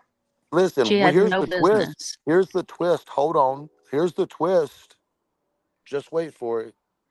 Just wait. I'm gonna do is like some of those the ones that say they see in the future, are those people. I'm gonna do a little wait, is that Nina and Seth in a secret relationship? All based on the hatred of two people? I mean, Interesting. Real it's interesting. it's a logical theory, right? When you consider the commonality they both have, the thing they have in common, it's abundantly clear they have animosity towards one couple in this situation. And And she quite also went frankly, on the show that was backed by respectfully, because I like Trav. I'm not even talking shit about it. I like the guy, right? I like his music. That's my own personal thing, right? But when you're going to the one place that 100% supports Seth, no matter what, and you drop a video of that magnitude with no anything after, I can't believe a word of it. And once again, remind you, nowhere in her entire statement did she say anything about Sebastian. Well, I think she the did only say thing his she did name. it, She said his name twice. I think the only thing she Maybe she mentioned was just did a ward. she didn't know he was going to go live with Seth. That's all she said, which I don't believe that. But anyway, moving forward. But truth, I'm not trying to argue with you. All I'm saying is No, I know. she didn't say anything of value when it came to him. Right. That's what I Right. meant too. Right. You're That's what I was getting at. It's just interesting to me, man. This whole thing has just the whole thing in itself, after I watched it twice, it sits out on an island all by itself, floating around this whole case. It has nothing to do with shit that we're talking about, you guys. And it just sorry, this irritates the shit out of me. well, It's just bullshit. It didn't need to be put out at all. I But didn't follow and am not up to speed on the Summer Wells situation, but I can't help but sit here and wonder what the Summer Wells situation would have been like over the past 3 years if there had been a vindictive ex involved. Oh God. I can't even imagine. I don't even want to imagine, to be honest with you. what I find interesting is that I really, really hope that some of these YouTubers and TikTokers are putting some of that money aside for their legal team. Because the one thing that I see in this is that Chris is an asshole. And when all this is said and done, he will take it out any way he can. And it's going to be through your pocketbooks because he's not an idiot. Oh yeah, he's gonna sue. And anybody, if you think that just putting hypothetically in front of something, you're going to mess up and make a statement. And that statement's going to be what hangs you. Yes. Okay. And sir. we're talking about on a federal level more than a state civil level, because what you've done is you've essentially killed his career, his life, everything in front of it. I mean, you can't get the word out enough that he's innocent if he is. Same goes for Seth, right? Same goes for Seth. That's why you must speak facts, not feelings. Mm-hmm. Oh, there's been a whole lot of feelings spoken this one. Yeah. And no fact and hardly any facts. That's why I've said from the beginning, I'm not going side to side, folks. I want Sebastian. That's where I'm focused, period. Because none of it made any difference anyway. And I knew, like you just said, in the end of this, Clue said this a while ago too. In the end of this, when this is all said and done, look out. That's all I gotta say. Because I don't know about Seth's side of things, but watching how Chris has handled certain things, he's not stupid, folks. It's coming. It is coming. Oh, he's definitely not stupid. Not at all. I kind of hope he does slap people with lawsuits because it might be a good lesson. But when if Seth stops doing, and I'm not trying to go back to the parents, but if he stops going on panels and doing interviews and stuff, they're going to turn on him. You're okay, Carito. If they do to the level that they did Chris and Katie based on assumptions and feelings instead of observations of behaviors all day, he should absolutely do the same thing. because yeah. destroying anybody over your feeling of them is never justified. No, Right. Yeah. no. I see what you're saying. And Molly, that's it right there. That's what I only ever want to know. Even if we do know the answers to all of this stuff, again, pulling the parents out of the picture, where the hell is Sebastian and why? That goes back to your original question, Dago, of Yep. where would he be familiar with? See, we were kind of sliding away again, but let's think about this real quick. Where, if you were Sebastian, right? Put yourself in Sebastian's place with the information that we have. Where would you not go, and where would you go? And then how willing would you be to go the places you wouldn't normally go? Does that make sense? When we were talking about the water and the track to the water, you cannot deny that that canine had a scent. No, You can't. not at all. No, we And all heard it. you know, when you go to the water, someone had to be on the other side. Or Yeah. somebody took him from the house, was running, didn't know that was there, ran into the water with him, right?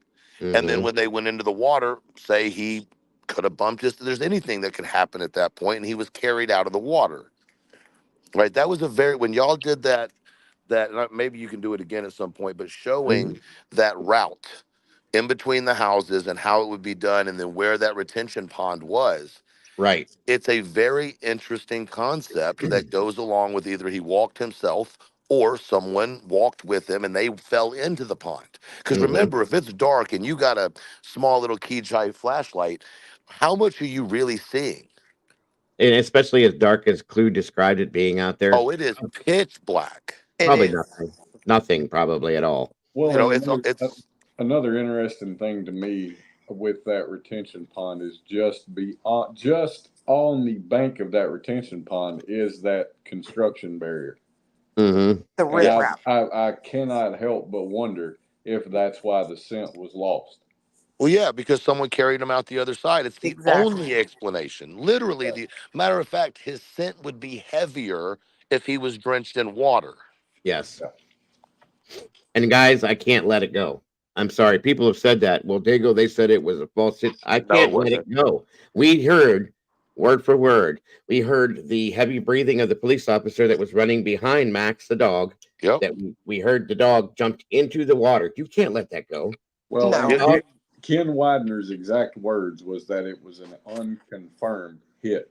Well, it was unconfirmed because they didn't find him. That's what I was about to say. Right. The best I can tell is that's what that means, right? Of course, Yeah. that's what it means. That's 100% what that means. Yeah. Yeah. So in turn, guys, I can't let it go. I'm sorry. I just can't get past that. If that, and it was stated by multiple people at the same time before we even heard that, and then we were basically told that's not true. Leave it alone. And then there's a footprint. The footprint was a very, very specifically spoke about the footprint, not shoe print, footprint. Yeah. And I went back to that 3 times, rewound it, slowed it down, did whatever I had to do. Yes, that's what it was, a footprint. It happened. It definitely happened. Okay. What happened after that is what the entire mystery is, and that's where we had to figure out where things went from that point. Mom, what do you think about all this? Exactly. I was just getting ready to ask that same question. I mean, y'all know I've done put my opinion out there. I don't share any of the riffraff. I don't share any of the back and forth. That's not what I'm about over on my neck of the woods. But Sebastian's what matters. We need to share his name, share his face. If you see him say his name, he will respond. What won't help is exes coming on YouTube channels and divorce papers and bickering back and forth and mine's bigger than yours and look at me, don't look at this and look at that, getting in a mob, and I'm going to say this both ways because I was corrected in a chat the other night. A mob mentality and a mod mentality is not going to help this case.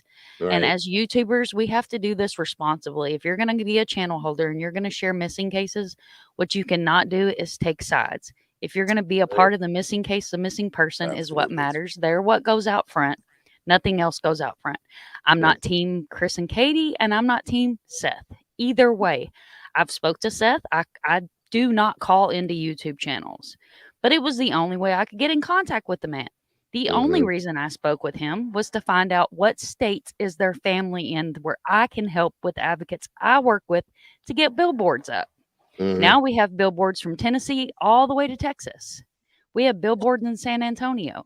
Right, and it's awesome. Because sharing his name and sharing his face is what's going to bring him home. Mm-hmm. Not disgruntled exes going on panels and sitting there and crying and, oh, this is my poor pitiful story. Your story has nothing to do with bringing Sebastian home. The think tanks is a great thing as long as there's not bashing going on. Right, right. Do you? Mom, can I ask you a question? Yeah, absolutely. Did you find any inconsistencies while trying to make the billboards happen that concerned you? What do you mean inconsistencies? Whether it be cooperation with certain people, and you don't have to say names one way or the other. I'm just curious if it felt like what you were doing was accepted and wanted Absolutely. Absolutely. Seth by gave me everybody a involved. list of states, and I contacted Katie through the advocate that's working with her and immediately had an email back within 15 minutes Do you of feel where that family they is. do you feel like both sides, and I think it's important, do you feel like both sides equally helped in any way you needed? Yes. Yeah. Okay. Questions were Good to know. answered immediately. I didn't have a bit of an issue That's with getting where I needed to put billboards. Where would be a good spot to start? So we started stretching them out west. Duchess has them going east. We started out west. That way we're covering both sides of coming out of Tennessee. Right. And I mean, I got on panel where I called in. I said, I'm Mind of Monsters. This is who I am. This is what I do. I need states because I don't go and I don't watch interviews with parents. If I don't do the interview myself on my panel, I'm not going to go watch the interview because the interview is not important to me. The OP Live, the On Patrol Live interview that was done, yes, I watched that. Yes, I watched Nancy's. I will watch credible interviews, but I'm not going and watching the interviews because I get distracted by chat and I'm reading chat, not listening to what's being said. So that's just me. And I choose. Did you run into any resistance while you were trying to do the billboard stuff from anyone at all, or did everybody cooperate fully with you on that? Everybody cooperated. Good. That's good to hear. Good to hear. Yep. But guys, I'm being beckoned to go to the store. So thank you for letting me come up, and I will catch you guys if you're still on when I get back. And nice Yes, ma'am. meeting everybody and being up on panel. And bye, y'all. Always a Bye, pleasure to Mom. have you. Thank you for everything you do. Yes, absolutely. We'll see you soon. I'm gonna hop down too and get back in and listen to you guys. My All right. husband just Well, got home. be All right. careful. Just step down slowly, Terry. Don't hop down. I don't want you to hurt yourself. Okay. Okay. All right. We'll Here see we you soon. So, Bye. bye-bye. I think I agree. Like going back to where we were at with that at that point. Does anybody know of any kind of anything that has been talked about as far as the investigation where something would make sense to be picked up from that point and going on forward? Because I can't seem to find anything. I think there's some, if that makes sense what I said. I think there's some information out there that some people know and are keeping very, very, very close to their chest right now because they feel like if they release or give too much information, they will start being looked at by people unnecessarily, right? Sometimes people, the great things about these internet streets and YouTube streets is you don't really know what people do for a living. You have to kind of go off of what they tell you or maybe what you can try to figure out. And so sometimes it's best that you don't go diving into everybody that's on social media because sometimes they're doing you a service of giving you information. There's people that I know right now that are on YouTube that do have affiliation with a law enforcement agency or a three-letter agency. And they get information because they're trusted with the way they handle that information, right? There's a way to deliver it. There's a timeline to deliver it. And I don't think people are ready for the truth yet. Gotcha. What let's add to that. Why do you think that? Um,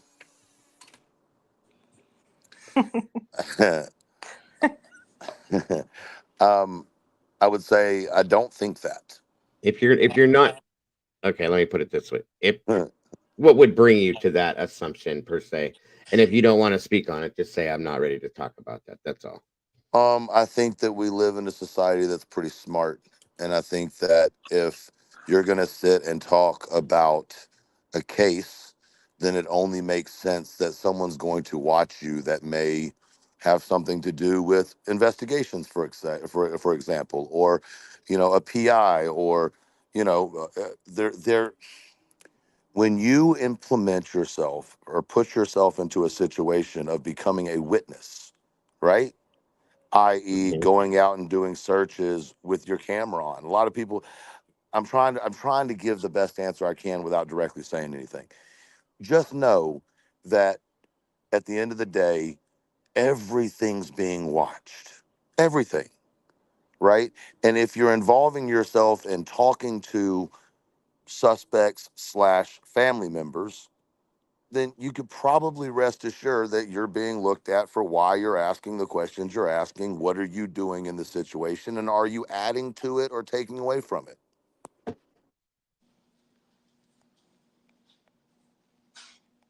Did I answer that at all or no? Yeah, I do. I think you did. I'm just reading other things that people are saying to try to catch up with certain things. So yeah, I do think you did. It's a good answer. It's a good answer. Um, and of course, that there, Ellie is not going to tell us everything. I agree. I do agree. Like I said, you have to know that that they can't put everything out. Just like with any other case, it's going to affect that. You know what I mean? So that's understandable. Um, I'm trying to think of something else I was going to say, and I lost my complete train of thought again. I think Clue knows more than anybody, but she won't tell me anything. She's being selfish. I don't know Jack. But you sure do know Jill. Maybe, maybe not. Who's Jill? Let's talk about Jill. No. He's trying to get me to implicate myself on these YouTube streets.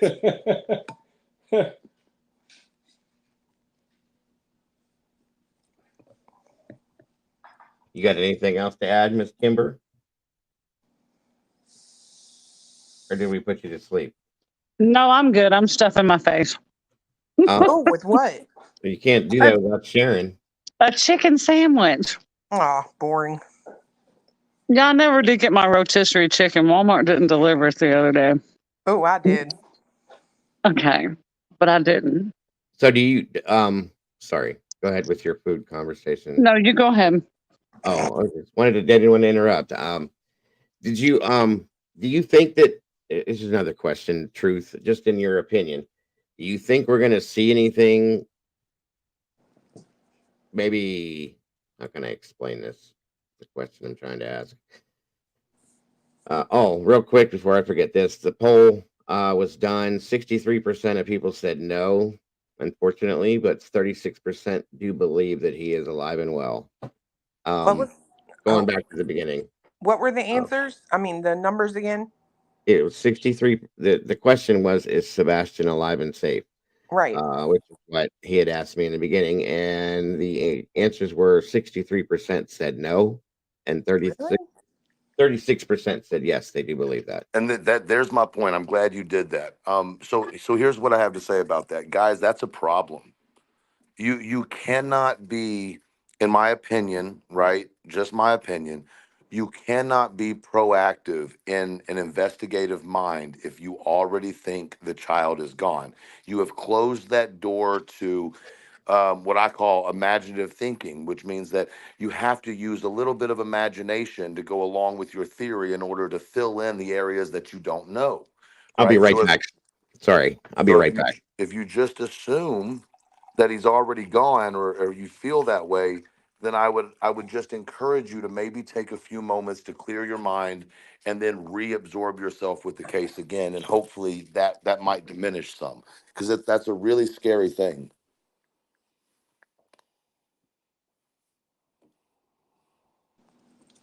I agree with that mentality.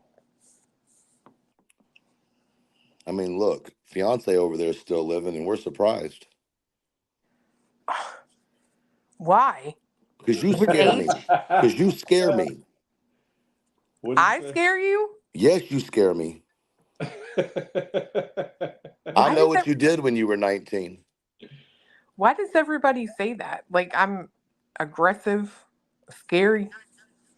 Yeah. What'd you do to that girl in that bar? Remember?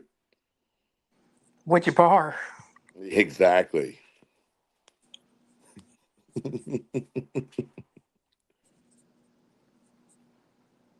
That got awkwardly silent. Diego always does this. He'll be on the panel and he'll just screw off. Normally I'm singing, but I'm not gonna torture y'all with that tonight. I'm sorry, what? Normally I sing because he's gone. Don't cry for me, Argentina. There you go. No. The truth is I never left you. All right, I'm done. It's a lot better than what I normally sing. I sound like a kitten in a box. Like that right there. You heard that door? That's what I sound like. And that's just when I'm sitting down.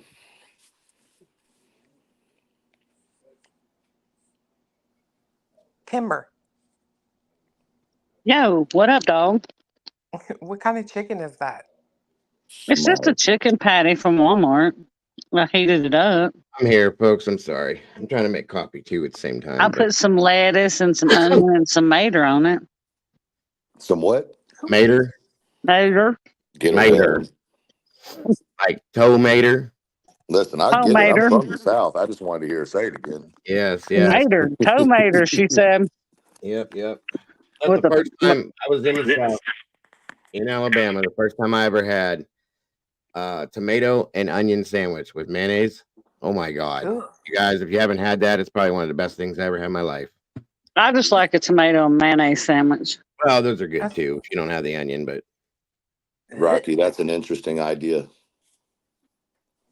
what do they wait a minute, what we got? Let me see. He said the theory he has a gal pal with an apartment seems more plausible to me.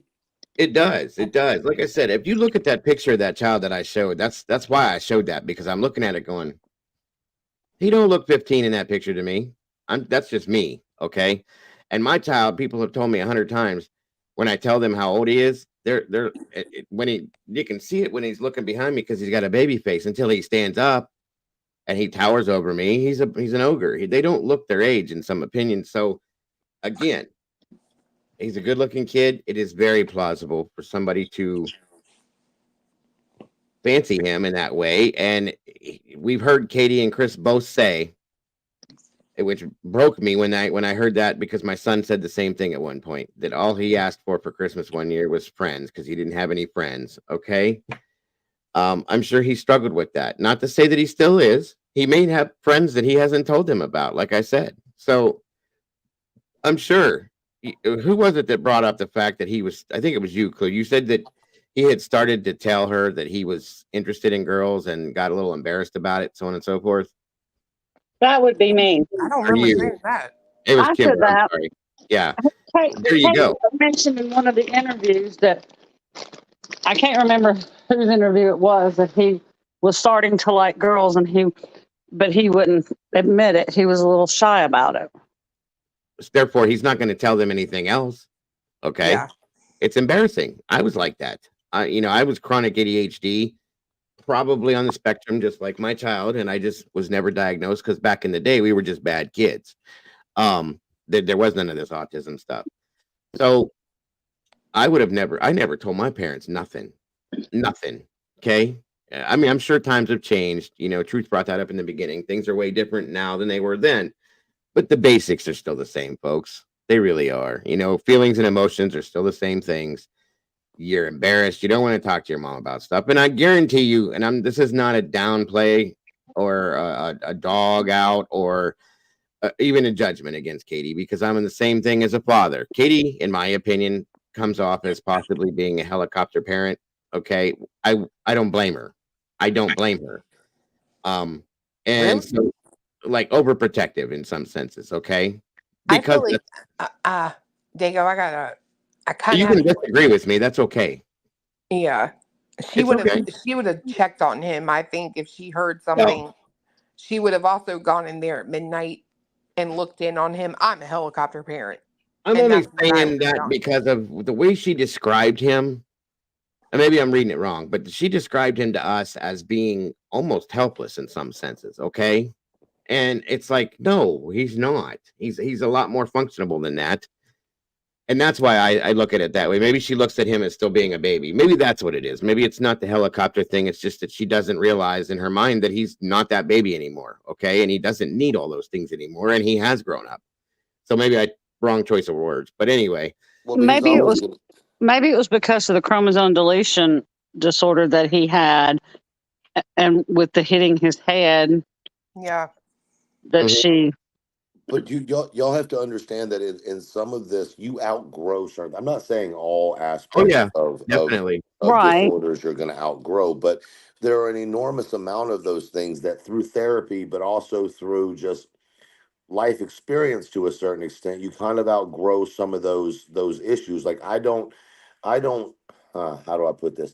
When I was through some of the darkest days of my youth, my go-to was I'm not going to be here anymore. And you know what I mean by that, Yes, right? sir. Yes, And sir. so even if I didn't really feel that way, that was the way I was able to get the attention that I And needed so desperately at that time. And when I realized that if I used that excuse, that I would immediately have people standing there caring about me, it mm-hmm. became my go-to excuse. So in your home, you're going to act different towards your mom than you're going to act around people at school or a girl you're interested in or a guy you're interested in or whatever, right? Right. Like there's two different personalities being built in one small human. Yeah. You know, I agree with those in the comments. I have a really big problem with the diaper thing. I can't get past that only because of his diagnosis happening in October of 2023. And the idea of the diapers were obviously something that had been going on for a long time. So I feel like that is a result of the essay or essays that may have occurred to him. Yes, sir. And I can't tell you that we are assuming that he was miserable and said pull-ups, right? We're using our thought pattern to think about that. But there's a level of protection when it comes to wedding yourself as a victim of SA to keep people from being too close to you, Yeah. right? Yeah. So maybe when he hit that 15 age, he realized, yo, this isn't quote unquote cool anymore, right? Yeah. And yet his parents continue to make him wear them.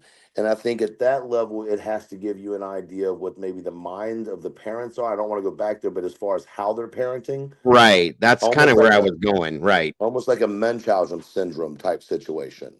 Bingo. That's kind of what I was trying to get to the point of when I was saying that. I guess I just wasn't wording it right. So my apologies to anybody that took it the wrong way. No, I think you said it perfect. Because like I said, even listen, I'm guilty, folks. My child is 17. He's going to be 18 in 3 weeks. Okay. He towers over me. He's an ogre. Okay. You guys have seen him. He's a very outgoing child. He doesn't act anything like there's anything wrong with him whatsoever, but he has issues because of the issues. Okay. I still to this day, I've had to be told from my wife, you need to let it go. Let him go do this. Let him go do that. I'm afraid to because I'm afraid of what could happen because his mentality is that of a lot younger child. Okay. He's 17 legally, biologically, physically, but mentally, it's kind of in the 11 to 12-year-old range on some of the decision making that he does. And it's like, okay. It's very hard for me to back up and go, all right, dude, go ahead. And I'm petrified in a lot of ways. Okay. And now he's got girlfriends. That's a whole new thing, guys. And it's like, wait a minute, dude. Like, so here we go. But you're proud of him, huh? But you're Yeah. proud of him, though. I mean, Don't play. I That's a happy am. dad. Look at him. Yeah. I am, and it's like it's an accomplishment to me. Okay. Can I just address respectfully someone in the comments real quick? Gina, I'm reading your comments and I'm curious. What is your reasoning for saying that Chris is the reason that he wet the bed? I'm just curious. I don't really want to go down that road, but you've said it multiple times, and I'm wondering why do you think that Chris is the reason for that? Because I think that maybe that your answer is something that we can then respond to with some facts that might make you look at that in a different way. I think what's really important is in the comments, when you say things that we've already addressed in one way or the other, it's important to kind of snuff those rumors out so that when y'all go into other lives, you're able to pass on truth and not BS. You know what I mean? I have to agree. I do agree. I'm not attacking in any way. I'm genuinely No, curious why you feel that way. It's basically, I would have said the same thing. But it is an accomplishment to me, okay? Because at some point when my seeing how my son was growing and acting as he was growing older, me and his mother are both worried about a lot of things. I'm still worried about in real life, okay? Because 18's coming real quick, and I'm scared to death of that, okay? So to see him get a girlfriend, that's an accomplishment to me because it's something that I worried maybe he would struggle with, okay? And other things that have happened with him as well. And it's very hard. I'm sorry. It's very hard. It's very hard even thinking about these things. It really is. That's why this case, I can't even explain what I'm trying to say. This case is so rough for me because of this. It's very hard to think about those things with Sebastian as well. And it's come to my mind multiple times. Maybe this kid just wants to be left alone. Maybe he just wants to be able to live his life in a different way now and be allowed to grow up. And I'm not saying that he's not. Okay, don't get me wrong. I'm not going back to the parents saying they're doing something wrong. But as I've been guilty of some things that I can imagine other parents would be too, being afraid of what could or may happen with this child in the real world, per se, around other people, so on and so forth. I don't know exactly what went on in their home. We don't know that wholeheartedly, but that's one of the big things that I've thought about with this case from the beginning. You know, once I started realizing who Sebastian was a little bit more than what we knew, and we still don't know everything, but that's what I'm saying. Maybe maybe that's a good way to put it, Rocky. Maybe he wants to do it his way now, and he just couldn't handle that and became close to somebody that wanted to help him achieve that, maybe based on what It's he not had a told far him. shot. It's not like a huge jump across the lily pad to think that. It's a No, lot more reasonable than some of these even baseline theories out here. and I've thought that a lot because I watch him, okay, and then I look at what's gone on with Sebastian. It's like maybe it's just that time, you know, and they're holding back on the reins a little bit because they're afraid for him. I get that. I do. I'm not saying that's really what's happening. It's just a thought, guys. And maybe that's what happened here is that he's saying, hey, guys, you know, to this person, a girl, a boy, a friend, a girlfriend, whatever it is, this is what's going on. And I can't take this anymore. I don't want this to be that way anymore, so on and so forth. And here we are at this point now. I mean, I'm just saying it's another thought that's crossed my mind quite a few times. So again, my apologies. I didn't mean for that to be what it was. And where'd Kimber go? Gina, to address what you said, you would. I'm not saying you're wrong in feeling that way.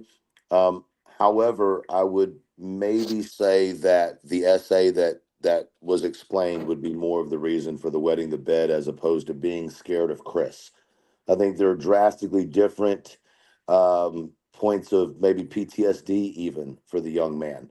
I don't think that's what it is either. And yeah, so for you, I was just answering your thing. You said it was because he spanked him and because, you know, he was in fear of him.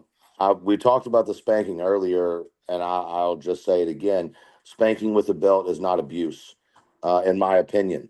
I think more than, one or two or three strikes, I think you're out of control. But I think that readjustment and corporal punishment is perfectly fine, in my opinion, right? Not to say that your opinion is wrong. However, it doesn't appear that there's proof of any ever physical abuse. Maybe in a way you don't think he should parent, but not abuse.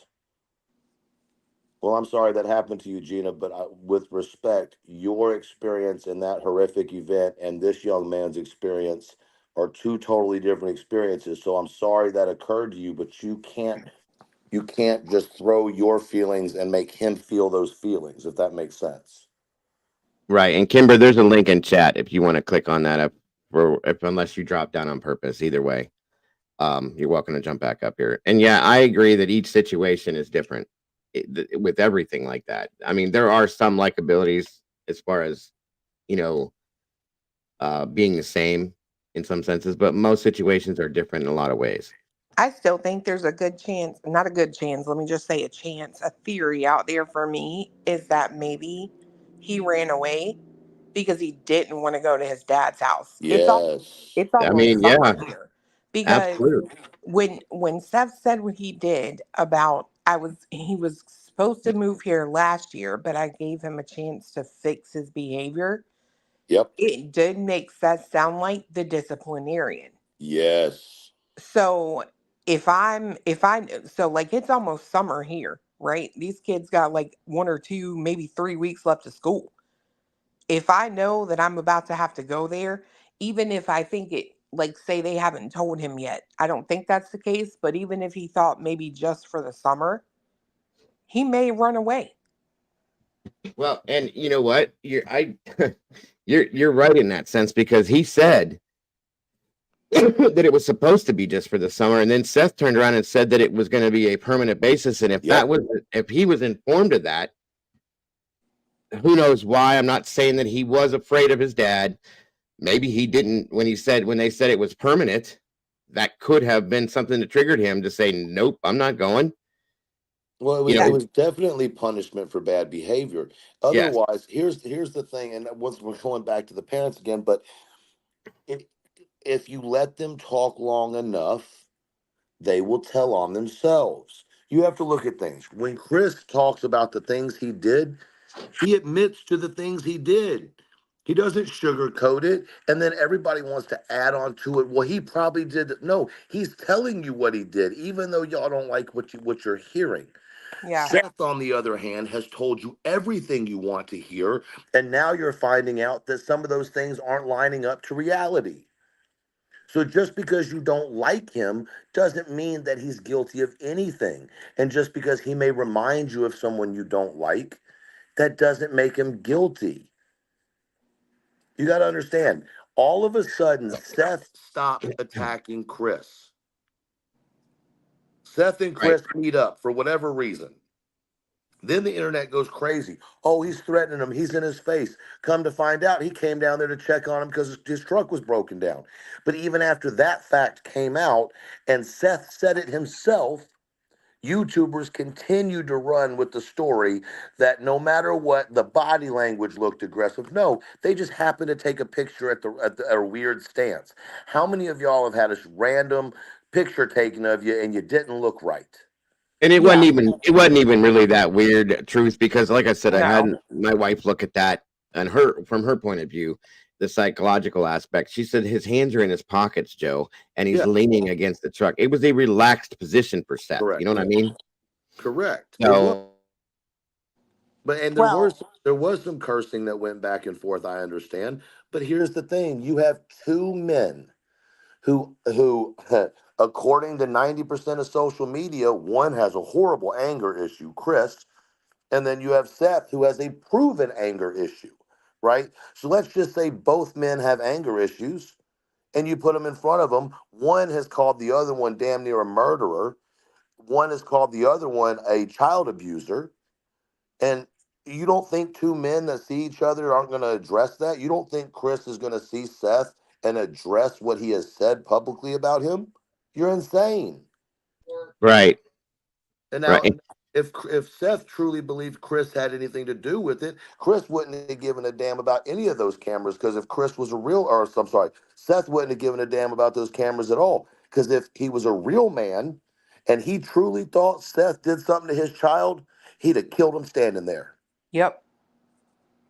I said what I said. He would have beat him standing there. He would have never gone up on those stairs at his son's vigil, right? And said, we're working together.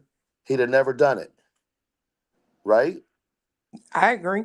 And people were wondering why I agree. Katie is not at the visual. What does a visual insinuate? That the person's not there anymore. Right? It just is what it is. Why would you as a mother want to go stand around a bunch of people who hate you? I just said that. That's exactly the point. Put yourself in their shoes. And again, I'm not taking their side, but from the beginning, they have been attacked verbally. They've been threatened, this and everything else. I'm sure they'd love to be there for that, but they know what it's going to turn into. And I would not want that and I don't even want to say memorial, but at a vigil for their son to turn into a scream fest or a possible fight or a disagreement or anything like that, guys. I would not go either. I'll be honest with you. I'd have my own private one. And the feeling I get from Katie is if she'd have had the opportunity to see Faith eye to eye or Seth eye to eye, she probably would have gotten physical. I would actually agree with that. Yep, that's a woman that wouldn't have given a damn. She's coming for you. Yeah, people have the way wrong impression of her. She's not meek and mild, and I mean, there's been a couple of things she's said, and yeah, I agree with Clue. A couple interviews she did towards the end of the interview. There's another side of her that she doesn't show very often that you can see. If she's angry and you're messing with something that she don't like, she made a couple choice words, and I was like, oh, okay, I see that now. She was in the Navy. She's around spitting, cussing men, sailors all the time. She's in a male-dominated career. Do you think she's a pushover little, I don't think Come so. on. No, and she's also got doesn't she have a martial arts background or what is that? Whatever that fighting. What is that called? Cog McGraw. Something like that. Yeah. And like I said, I don't think she's a pushover by any means whatsoever. And Chris does not control her. I'm sorry, sorry. No, I think that she has a real fear of Seth now. I think just as much as Seth thinks that Katie and Chris had something to do with it, I think in her mother gut she feels like Seth has something to do with it. I think that's the problem. I think they both feel that. You said that earlier, Truth. I think they both feel that way about each other. Yep. And in theory, if we're going to stay with the parents, which I don't think we could, it could be orchestrated by Chris in the middle of both of them, and neither one of them know Chris is involved. It could go crazy down a fucking rabbit hole. But the point is, the parents, in my opinion, none of the three of them are suspects, in my opinion. There's just nothing that makes them suspects to me. Got you. I respect that wholeheartedly. Me personally, I'm looking at both sides until they tell me any different. Because I don't know. I'm not picking either one. I'm looking at both. Okay. When law enforcement says that the Proud Feet have been cleared completely and that his father is cleared completely, then we'll talk about that. Or the opposite, whatever it is. Again, to this point, though, the only thing I'm focused on is Sebastian and bringing him home and figuring out why and what happened. So, and again, that's what this was about tonight. What are our options, guys? Where are we at now with this? And you made a lot of great points, Truth. You really did. I'm very, very appreciative of you tonight. And you're welcome anytime. I'd love to have you here. Thank you. I don't know if is this the only case that you followed, sir, or are there others that you follow behind? It's the only one that I've been vocal on social media or any type of social media about. Once again, I often just watch and pay attention, and then you can kind of compile from there. And this one is from my hometown. And so it makes sense. Perfect sense. For that, it touched real close to home. The fact that he has autism, and the fact that sometimes. Sometimes we are blessed in life to be put in situations to help, and that's what I can say on that. Right. But thank you very much. I No, appreciate it. anytime. Please, if you follow the channel, please feel free to jump up Oh, here I do anytime for I sure. do this. Well, Somebody, I plan on putting my page together. I've been talking to another creator, as you know, and trying to figure out how to do it, because yeah, I like what you do. I like what Clue does. There's a couple other ones that I really like. But my whole goal, if I was to do that, was strictly what it is: facts, not feelings. You know what I mean? And absolutely. And if you ever need help, I've helped a lot of people that thank have you. come into YouTube. I'm always here. I Well, love doing I'll send you an email, and I'll tell you who I am in the email. I have a specific email that I use, and we'll it. talk some more Absolutely. off here. Thank you very much, brother. Oh, anytime, brother. Thank you. Also, this comment, James, I've had multiple people bring this at me in email, so on and so, probably 5 or 6 times. James says, I wonder if he had any caring relationships with a present or past teacher, someone that was sympathetic of him, his issues, his situation. I'm sure there is. There's always. My son had a teacher in first grade that adored him. Okay, all the way up through elementary, she followed him to see how he was doing because of. There's just teachers that are like that. I'm sure that's possible. Now, as far as how that goes, James, if you're going a little further, I don't know. I don't think so. I don't think that would be the scenario, because I think that they would have found something about that out already if that was the case. But I just don't think that's what it is. Excuse me. So, yeah, Clue, we're still here. I didn't even realize she dropped out of there. When did she leave us? She must have just done it. If you're trying to come back in, there's a link. If not, my internet just whacked out. Oh, okay. All right. I think I'm she's gonna be fired. bringing it down now. We've been here 3.5 hours. I think that's good enough. Lord. I think we did get some great points out there, and this was a great conversation as far as I'm concerned, and I really appreciate it. Oh, he dropped off too. Okay. And again, Truth, thank you very much. Clue, Mine of Monsters. Hold on.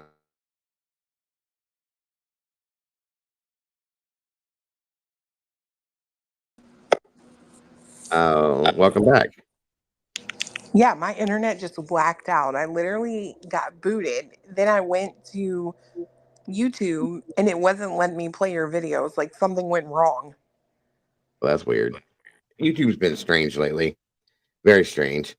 As I was saying though, I think this was a great feeling. Jesus, a great conversation today. I really do appreciate everybody that jumped up here. The panel was amazing. There was a lot of great comments. Truth, again, here he is. I got booted too. I don't know. YouTube is just doing its weird shit tonight. Sorry about that. But again, everybody, thank you that was up here on panel. Clue, Truth. Like I said, you put out a lot of great points, my friend, and a lot of people I was watching chat were very impressed with a lot of things, and it opens up different doors for people to look at too, rather than the same old ridiculous speculative theories that have been going round and round and round and round and round that don't make any sense. And I'm trying hard. I've been trying hard. A lot of us are, to stay away from the parents, okay, and just figure out what we can figure out with Sebastian. So it was a great show, and I'm very, very happy about it. So again, guys, we'll be doing this soon, because I like having these conversations. And my final thoughts on this too, I wanted to ask both of you: do you expect anything? I hope I didn't ask this already. Truth, to be coming out, in the near future? Do you? I shouldn't say expect, but do you look just for anything to be coming out of what the investigation has showed us already? Oh, here we go. Why? Why do you have to say that, Clue? You know why. I would say that anything's possible. I would say that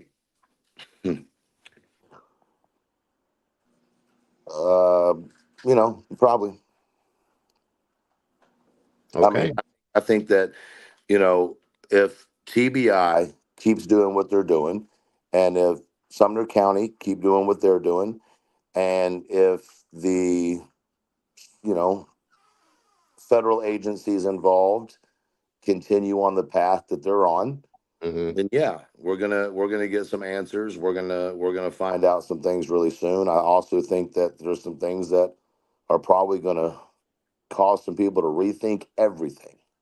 You know, the one thing about this case, and whether we agree or disagree on different things, the one thing we have to agree on is if you thought it was over, it ain't. Yeah. Yeah. I have a question actually for Truth. Mm-hmm. No. What is your view on how law enforcement has been with this case? That's a good question. I think that's a trick question. But I'm gonna put it this way. If you're angry with law enforcement because you haven't heard from them, good. When you start hearing from law enforcement, it's when the case is going cold. When they start doing press conferences and asking you to call in, that's when they've lost the scent, excuse the term. So when they're telling you to stop calling in with theories, see, theories very often are what they go with in the beginning, right? Because with tips bring theories, right? So when they start telling you to stop calling in the theories, or these are the things we know, so don't call in about it, there's a reason. Right. You know, and so I think that law enforcement is a job that is very, very hard, right? There's also a huge difference between a street cop, an undercover cop, a detective, an investigator, a death investigator. These are all different positions for different personalities and different mindsets. Right. So to use the idea that all police think the same is asinine, Mm-hmm. right? Some positions within a police department, you have to have extensive education. Others, you don't. So if you don't understand it, it's probably outside of your pay grade, respectfully. And I'll put it this way: when you can tell me what DNA is, I will listen to your opinion on how law enforcement is doing. Interesting. Fair enough. Yeah. Very good answer. I know someone asked earlier 150 times, and I didn't say anything, but they asked if I have a theory on what happened. No, I don't operate on theories. I operate on open conversation and possibilities. Theories close off your ideas, right? So I say this all the time. If you're not investigating in a web format, right, then you're going to lose different parts of the concept or what could be. So um, I have an idea of what I think would happen, but I think that's a little different than a theory. I've stood very close. I'll be honest with you. I've stood very close with the idea that he is in a facility or a wilderness program. The side note to that would be that he is in a private piece of property in the mountains somewhere that is inaccessible, which would follow up with what Seth said about him being in a place that's inaccessible. Mind you, we're real near the mountains. We're real near East Tennessee, Gatlinburg, going into the Blue Ridge Mountains, and there are a lot of places going into the Blue Ridge Mountains and going into, Virginia, West Virginia, that someone could be hidden safely and still not be seen by anyone for 100 miles. You know, I have dropped, certain things in chat and conversations about a specific wilderness, and that wilderness program is very interesting. I've put a lot of light on it because it specializes in autistic children. Also has a program for 18 to 28 years old, where with one parent's permission, they can literally keep your child till they're 28 years old. It falls under HIPAA, but it also falls under money talks and bullshit walks. This specific location will never give you the address of where their operation is.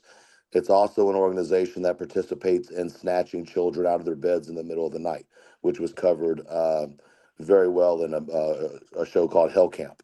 I know about this personally because I was sent to one in North Carolina when I was about 11 years old. I did 100. They made us hike 108 miles the Appalachian Trail in 2 weeks. And they So literally will snatch you out of your bed. absolutely, and I Yes, don't. that was the craziest documentary But I've it watched. Right. but it Yeah. goes deeper than that. Hold on, it goes deeper than that because what they showed you was reenactments of BS. What it really comes down to is they plan this operation out like a very tactical unit. Okay, the guys that participate in this most often are former military special operations individuals. Okay, Hmm. so with that in mind, and the way that y'all have explained the only in and out route to the house and how you could not be seen by cameras, there are a lot of things that would lead me to believe that that is a good possibility. Gotcha. And if he was there, they would not be bound by law to report it to the police. And here's the kickback I get is, well, they would face serious charges. No, they wouldn't. The only charge that they would face is filing a or a false police report. Yeah, and They, that's really they not that serious. may get hit for a monetary value of time wasted, but mind you, we're talking about people that don't seem to have a problem with money. Yeah. Yeah, that's true. And they're backed by other relatives that don't have a problem with money either. So I mean, I think it's interesting that the people that no one has talked about the individuals that were out to dinner with them the last time they were out, or who was in the bowling alley. Right. We haven't gone down that road. Why not? Those people were last to see him before he was last seen. That's true. Very true. Another very good point. No, he does not have a channel yet, but we will all know when he does so that we can all go over and support it because he definitely should have his own channel, guys. They're talking about you, Truth, obviously. Oh, thank you. I Yes. appreciate it. I can't see the comments now because I'm back on my phone, but No worries. And like I said, guys, I'll let you know as soon as I see it, for sure. Because I I definitely just have to be careful with what I do right now. So no problems. Understandable. Understandable. And those are all great it's all points. Clue's Yeah. fault. I would have never thought about this if it wasn't for Clue, but she made me do it.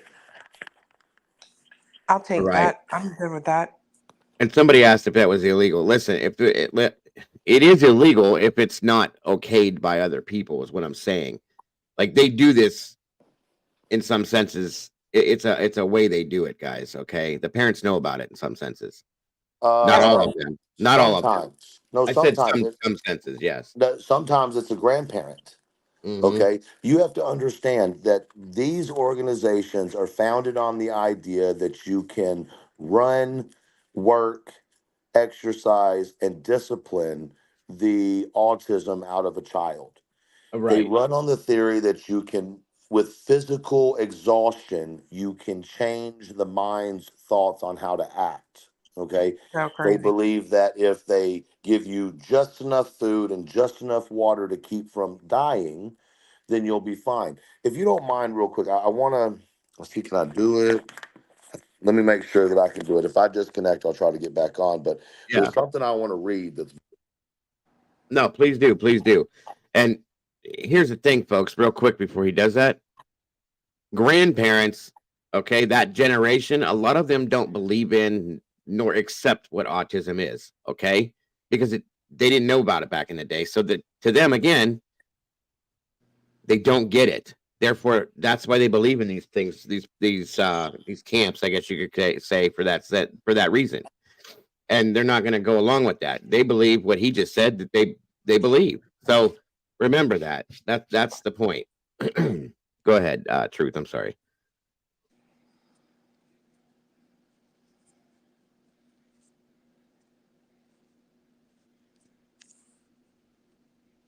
Yeah, I read up on some of that. I don't know if you read up on any of that stuff, Clue. I can't remember the name of it. It was you brought it up on your show a couple days ago. Me? Yeah, it was that blue something place. Oh yeah, that I think it's Blue Ridge or Yeah, I read up on that. I was like, no, wow. I'm wrong. That's not the name of it. It was definitely interesting to read about. What the heck? Blue Fire. Yeah, Blue Fire. Thank you. I couldn't remember exactly, but yeah. Yeah, I went into their web page and I started reading it, and it sounds so glorious and stuff. Oh, okay, he dropped off. Hold on. There you are. All right, sorry. No, it's okay. So you're. Can you hear us? All right, yeah. So I just realized when I read it, I can't. It won't hear me. But here, you remember that there was a state mentioned earlier, right? And y'all decided you didn't want to go into it. Mm-hmm. Okay. Now I want you to go to your computer, put that state in, right, and then put the name that you just said. Under what? YouTube or just Google? No, just Google it. Google. Okay, hold on. Oh, Pearl, why would you call 5-0 for a missing child? Because you weren't involved in the situation and you don't know where your child is.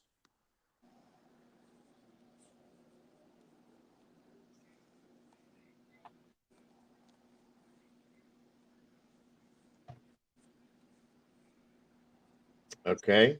Isn't there a location? Well, Yes. are you talking to me or him? Yes. Yes. Okay, there's one in Alaska, right? There's one in that state. The Philadelphia. Okay, so do you want me to pull something up? Oh, well, I mean, you can show it or not show it. Maybe you want to review it before you put it out there. You know what I mean? Just respectfully, so you're not putting anything that you don't agree with. But if you want to pull it up, you can. But it's interesting to read what they do there, right? And it's interesting to show how they're allowed to communicate and what types of things they're not allowed to see while they're there, and where they are taken after they get to the administration office. It's very interesting. And then I want you to think about how you could convince someone like Sebastian that this would be a good place to go and not fight you. This isn't the one, because I'm going to read the other one, but this is just a quick look at it. This is Blue Fire. This is it. Well, there's two versions of what came up. Right. Yeah. There is. And it says right here that's why I brought this, folks. Our mission is helping Philadelphia teens achieve lasting success at wilderness therapy programs. Okay. Now think back to when Truth said about being in an unreachable area out in the wilderness. There you go. Okay. They read this. When you read this, it reads very welcoming and very comforting and so on and so forth. And I kind of until you get to the frequently asked questions. Yes. Comfortable base camp, equine programming, extra therapy time, high quality gear, multidisciplinary team. Our expert team of professionals are passionate about what they do. We all work closely together to help provide the best, most personalized experience possible for our clients. Multidisciplinary team. Okay. Mm-hmm. Oh, it gets worse. Look what they have to wear. Are they allowed to wear their own clothes? No. What do they wear in 110-degree heat? Long sleeves, long johns, long pants. It is a work prison, ladies and gentlemen. It is a work prison for handicapped and mentally disabled individuals. And they specifically talk about things like anxiety and autism. They have an entire autism program specified for autistic children. Cognitive behavioral therapy, dialectical behavioral therapy, equine therapy. Go back. What is? Will you explain what dialectical therapy is? Yeah, hold on a minute. Give me 1 second, folks. Essentially, it comes from a certain religion. Actually, let's not do it that way. 1 second. Give me 1 moment, guys.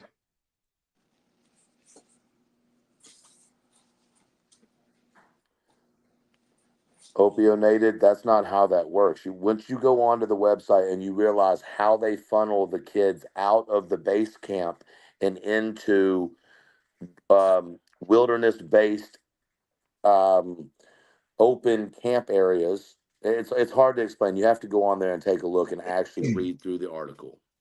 Okay, so dialectical behavior therapy is a type of talk therapy for people who experience emotions very intensely.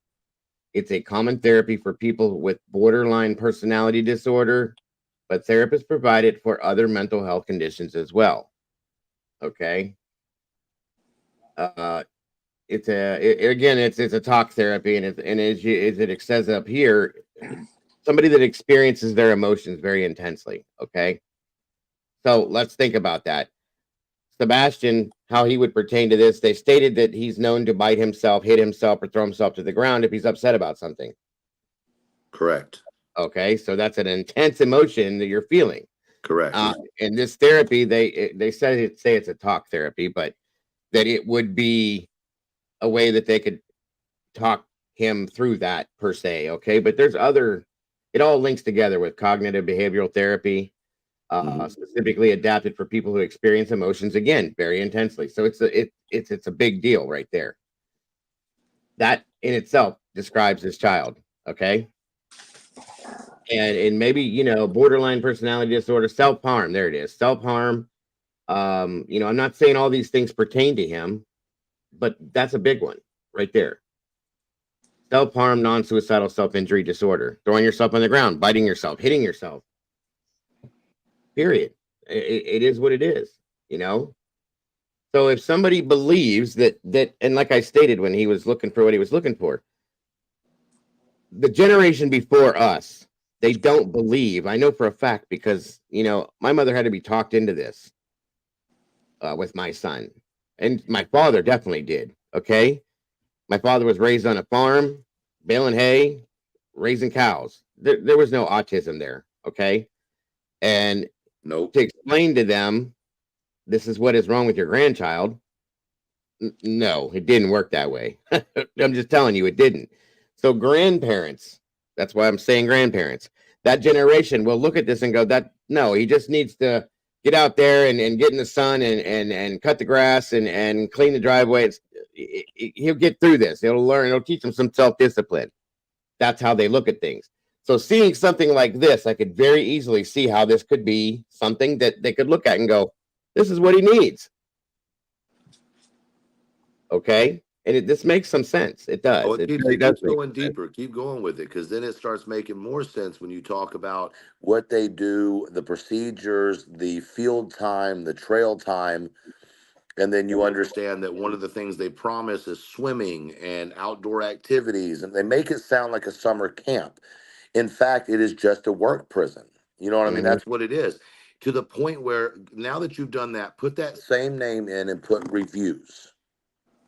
Okay, 1 second. And look at some of the reviews of people who have been there. These are people who were part of it. Some people, they said it worked the same way that some of us believe getting whooped with a belt works. For others, it did massive amounts of harm. I could see how psychologically it would. Gina, you're just being rude for no reason, ma'am. I don't know what to say to you, but everything that you're saying is just rude, and I don't especially appreciate it. Gina PG. Oh, come on, Gina. Everybody has the right to their feelings. Everybody has the right to their feelings and their opinions on this stuff, Gina. That's what this channel is based on, okay? You don't have to agree with it. I've said that 101 times, but you got to respect it at least, okay? And again, we're not sitting here bashing the parents. We're definitely trying not to, okay? And that's what this is a case scenario of the parents not being involved, right? This is the first time someone's talked about, okay, what's a possibility outside the parents being involved? Absolutely. And that's what I've been trying to do, you guys. So it didn't. Okay, well, here we go. These are reviews and complaints that came from this camp. Okay, January 3rd. No, don't read those. Those are the ones that are posted by Blue Fire. Go to the Google ones or go to the ones that aren't controlled by their website. Okay, hold on. It's a big difference. Read those sometime and then read the ones that aren't associated. You see how there was nothing but 5 stars there on that rating? Yeah, I see what you were saying. Oh yeah, I see it. Polly, the reason they would report missing is so that whoever orchestrated this, right, outside of the parents, because mind you, we have to look outside of the parents at this point, would be grandparents, would be the next person, either side. That's the next place you have to go. It's just part of the list, elimination and process. And that's where we're at. None of this has anything to do with Katie, Chris, or Seth having anything to do with it. Whoa. Okay, here we go. Now we got quite a few different things here that I can go into real quick. One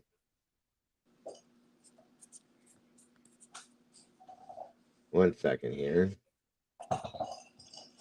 It would make sense that they reported a missing if the mom didn't know that whatever was done was planned. You have to understand, if they took polygraph tests and we are to believe that Seth or that Chris and Katie passed them, then that would mean that the question is, did you have any involvement in the missingness of your child?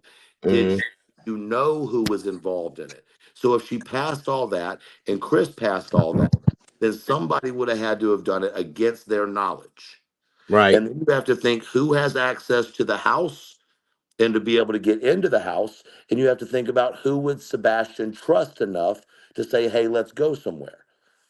There you go. Yeah, it is about that right there. For him to feel comfortable enough to walk away with somebody. I agree. So this states, of course, we know what this is Reddit. I'm just giving you some examples. I have found multiple violations of the law at Blue Fire Wilderness Therapy in Gooding, Idaho. Okay, this isn't the same one, but same still, company. Same company, same corporate, right, organization. First, find the rights for children in mental health settings in Idaho here, blah, blah, blah.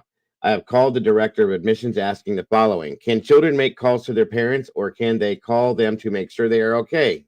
No, they cannot. According to the law 10B on the link, they have the rights to the following. Every child shall have the right to reasonably private access to telephones. No, they didn't.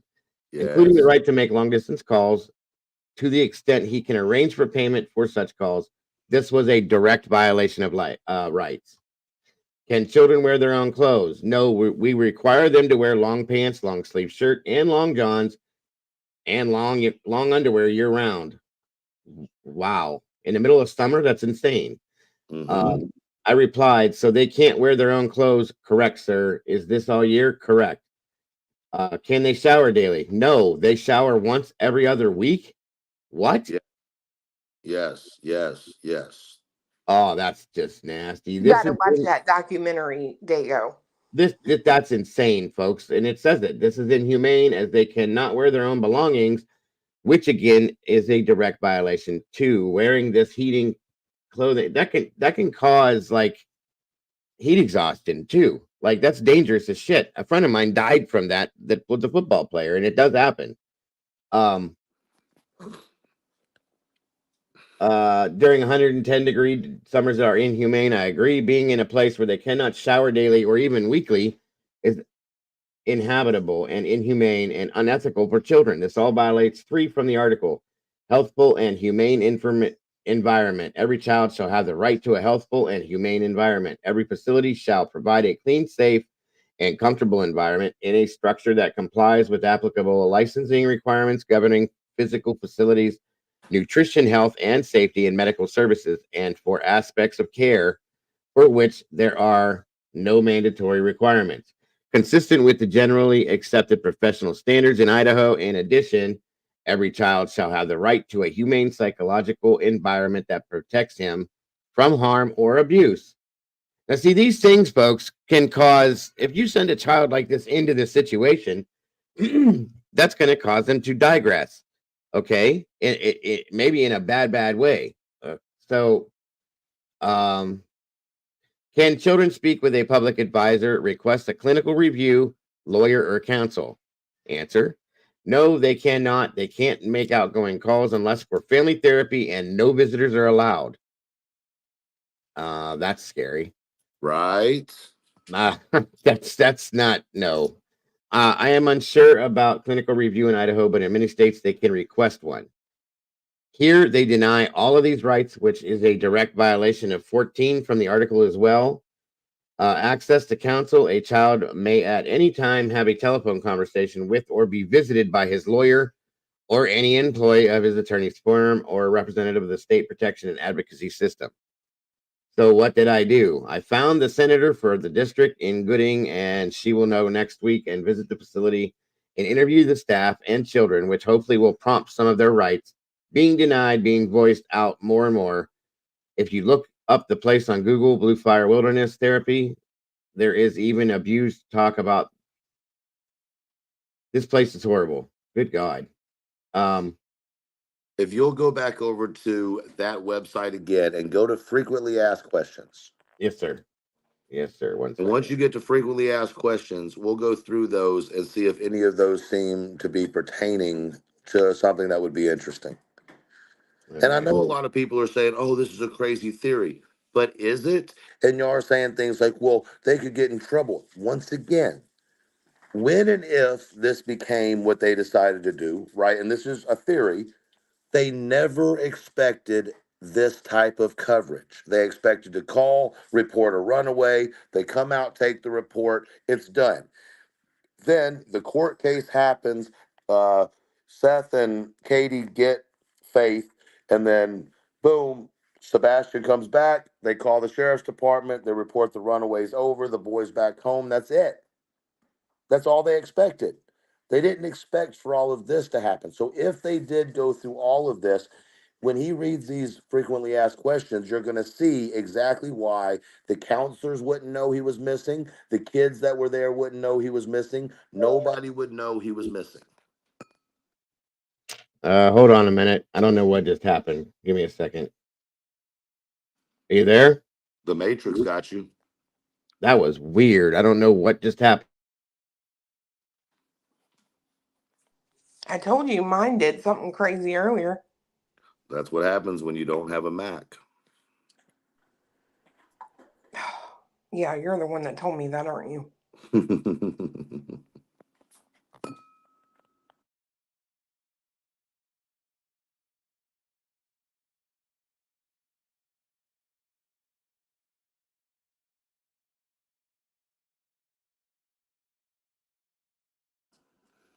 We honestly don't know what Nina did, because after Nina did her drop of her video, she's gone MIA. So, wow. You know, just respond to the comments. Which is super sketchy, because you wouldn't think someone that was that passionate would just, because I know people have reached out to her since that.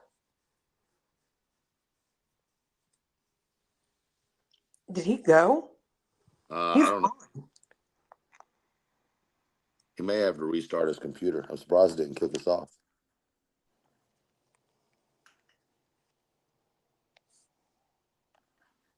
I mean, you know, here's the thing: if we don't start thinking as though he's alive, then we're going to keep searching woods, right? They've searched all the woods that, in my opinion, that could they have missed something? Absolutely, it's possible, you know. But if we've exhausted all those theories as much as we possibly can, and there's been, you know, evidence that has come up to show that it is at least with a good reasonability that the parents weren't involved, right? There's no evidence to prove that there was. It's the only responsible thing to do. And this is starting, it's kind of like starting back at square one again, you know? I agree with that. Okay. That was weird as hell. My computer just started. I don't even know what the hell that was about. You got to take that Norton security system off of your computer and install a better security system. I don't have that. I have, what the hell do I have? It's something else that Mama Bear gave me, but that was weird. Anyway, sorry about that, guys. Let me get back where we're at. All right. All right. Do you know where the frequently asked questions part is on this? Yes, if you hold on. Oh, you won't be able to hear me, but hold on a second. Yeah, that's fine. I think, did you scroll all the way to the bottom? No, I didn't. Hold on. I thought it would be at the top. It's all the way at the bottom in the small writing where the careers are. All the way down on the left-hand side on the bottom. Real small letters. About us? No, it says frequently Oh, asked. FAQ. I got you. There we go. All right. I think I got it now.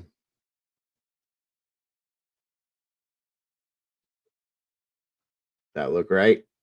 Okay. What is Blue Fire Wilderness Therapy? What makes it unique? That's a little bit different screen than I saw. Are you on? Well, you're on a laptop too, or on a desktop. Yeah, down here in the bottom where it says FAQ. Is that what you're talking about? Yeah, hit that. Okay. I'm trying to see it at the same time. Hold on. No. Maybe up here. That's under admissions though. Yeah, go to admissions. How's that look? All right, then go down. Are there questions there? I can't see. Yeah.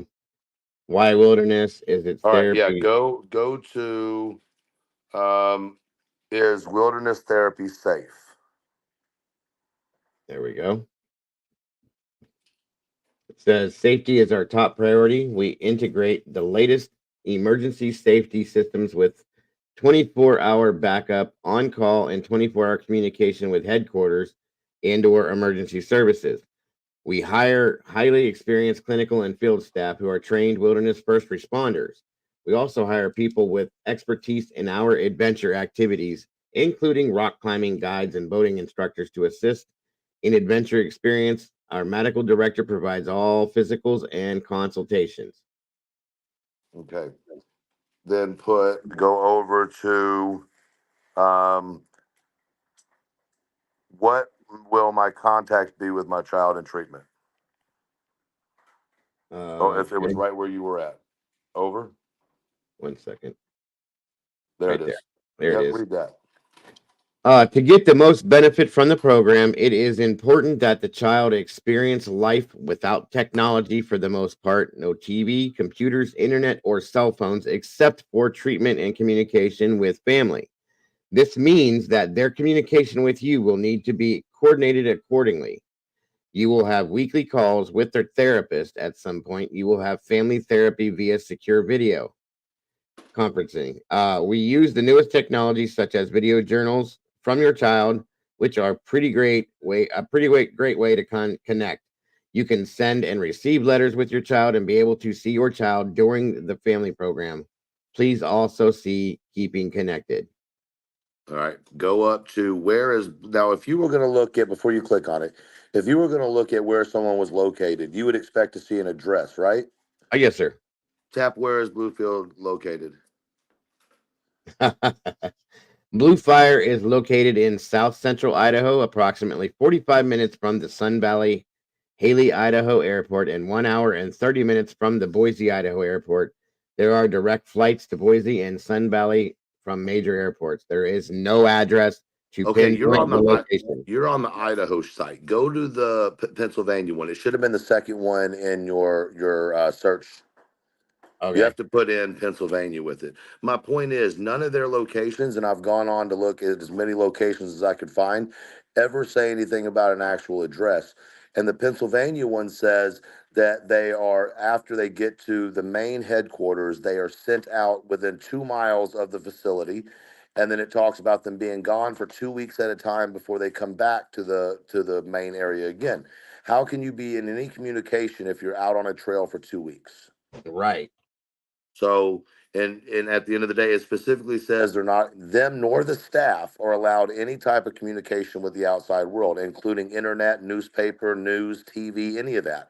So nobody who was out in that program would know anything about someone being missing. Do agree. Okay. It still brought up Did it Idaho. again. So it's not giving you the address then. No, there's no address at all. It just says an hour and 45 minutes this direction or that direction. Yeah, so that's pretty odd, right? It's And really when you odd. Yeah. when you go over to start looking at the reviews, that's something that they talk about is here's what you do, right, Dago? You'd be real good at this. Tomorrow, just call there. Act like you talk about your son, right? Same situation, change his age, and record it. You're gonna get all your answers. Even throw in there, listen, I went through a divorce. I don't want my ex-wife to know about it. Is there any way we can do this without her knowing about it?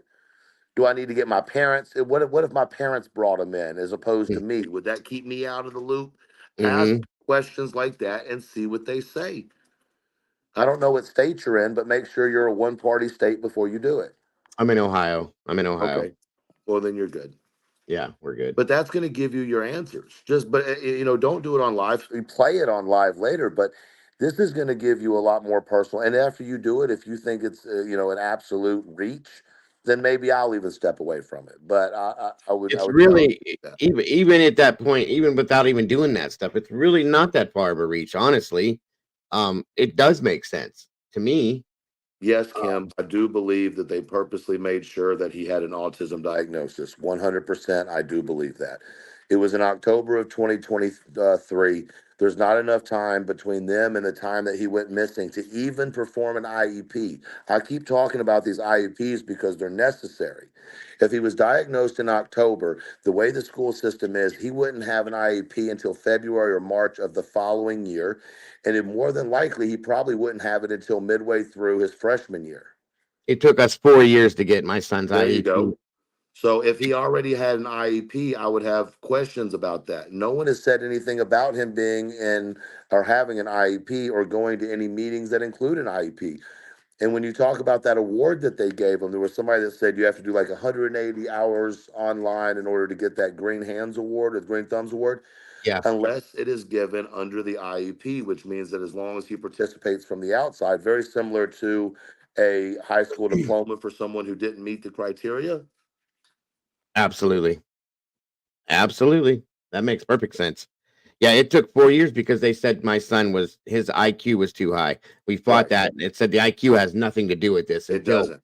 And then they flipped it on us, and he's had one ever since, and he'll carry that all through college if he chooses to. So, Victoria, let me clear that up for you. We are not saying that the parents were involved in putting him in this place, right? I can't stress that enough. We have eliminated, in this conversation specifically, we have eliminated the parents from the conversation as much as possible, right?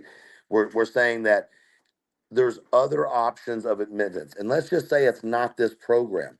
For every one of these programs, there's 40 or 50 of them you can't find online. Some of them go back to the early 60s, which you can see in the film or the documentary, Hell Camp. That organization still operates even after everything you're going to see in that documentary. And mind you, it is associated with a certain religious organization that believes that it is okay to treat women or to treat children in certain capacities.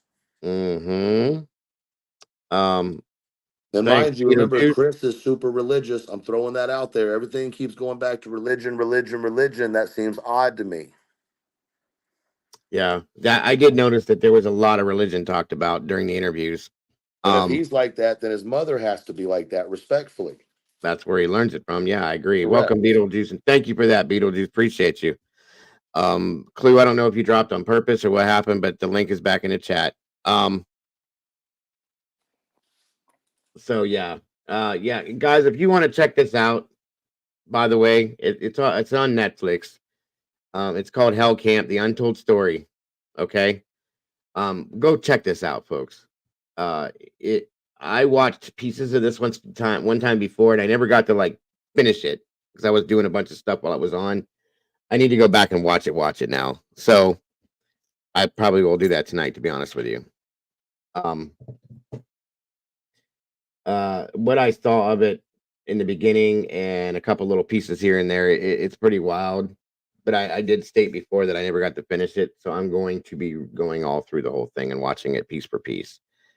So But once again, now we have a little extra info to research, to look at, and to see if it's something that could fit. Which I already, at this point, I already do believe it could. And if it's not the case, Dago, at least we've made people aware of this type Yeah. of, It's another whole issue in itself. well, something that I plan on going down a rabbit hole with once I get my channel going for real, because I think that once people understand that programs like this exist, they're going to understand that theories like this are probable sometimes. You know what I mean? Yeah, And yeah. if it's not, if he's not there, that's great. That eliminated that. And you know what? It actually, considering what we do, how many we cover so many missing children, okay, that go missing on a regular basis. Guys, even outside of Sebastian's case, the awareness alone makes you go, could this have happened in some of these other cases? Could this be a culprit somewhere? Because I can guarantee you it very well could be. So yeah, awareness is the most important thing that we have to offer, guys, especially during situations like this. That's why we do what we do. So 100%. And so I appreciate this info, and I'm going to be really looking into this too, because there's other things that could be linked to this that I have looked into already that I've never even thought of until just right this second as I'm sitting here. So again, for not nothing, thank you very much once again, Truth, Thank you for giving the info. It's great stuff today. Amazing, Thank you very much. Amazing show.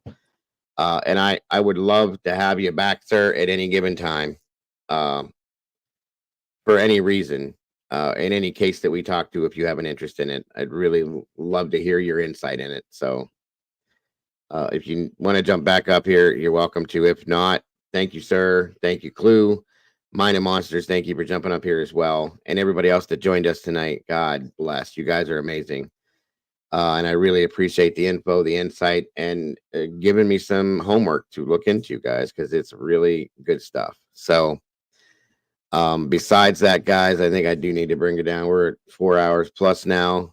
You guys, it's been an amazing show. And I really appreciate all of you guys for tuning in, for supporting what we're doing.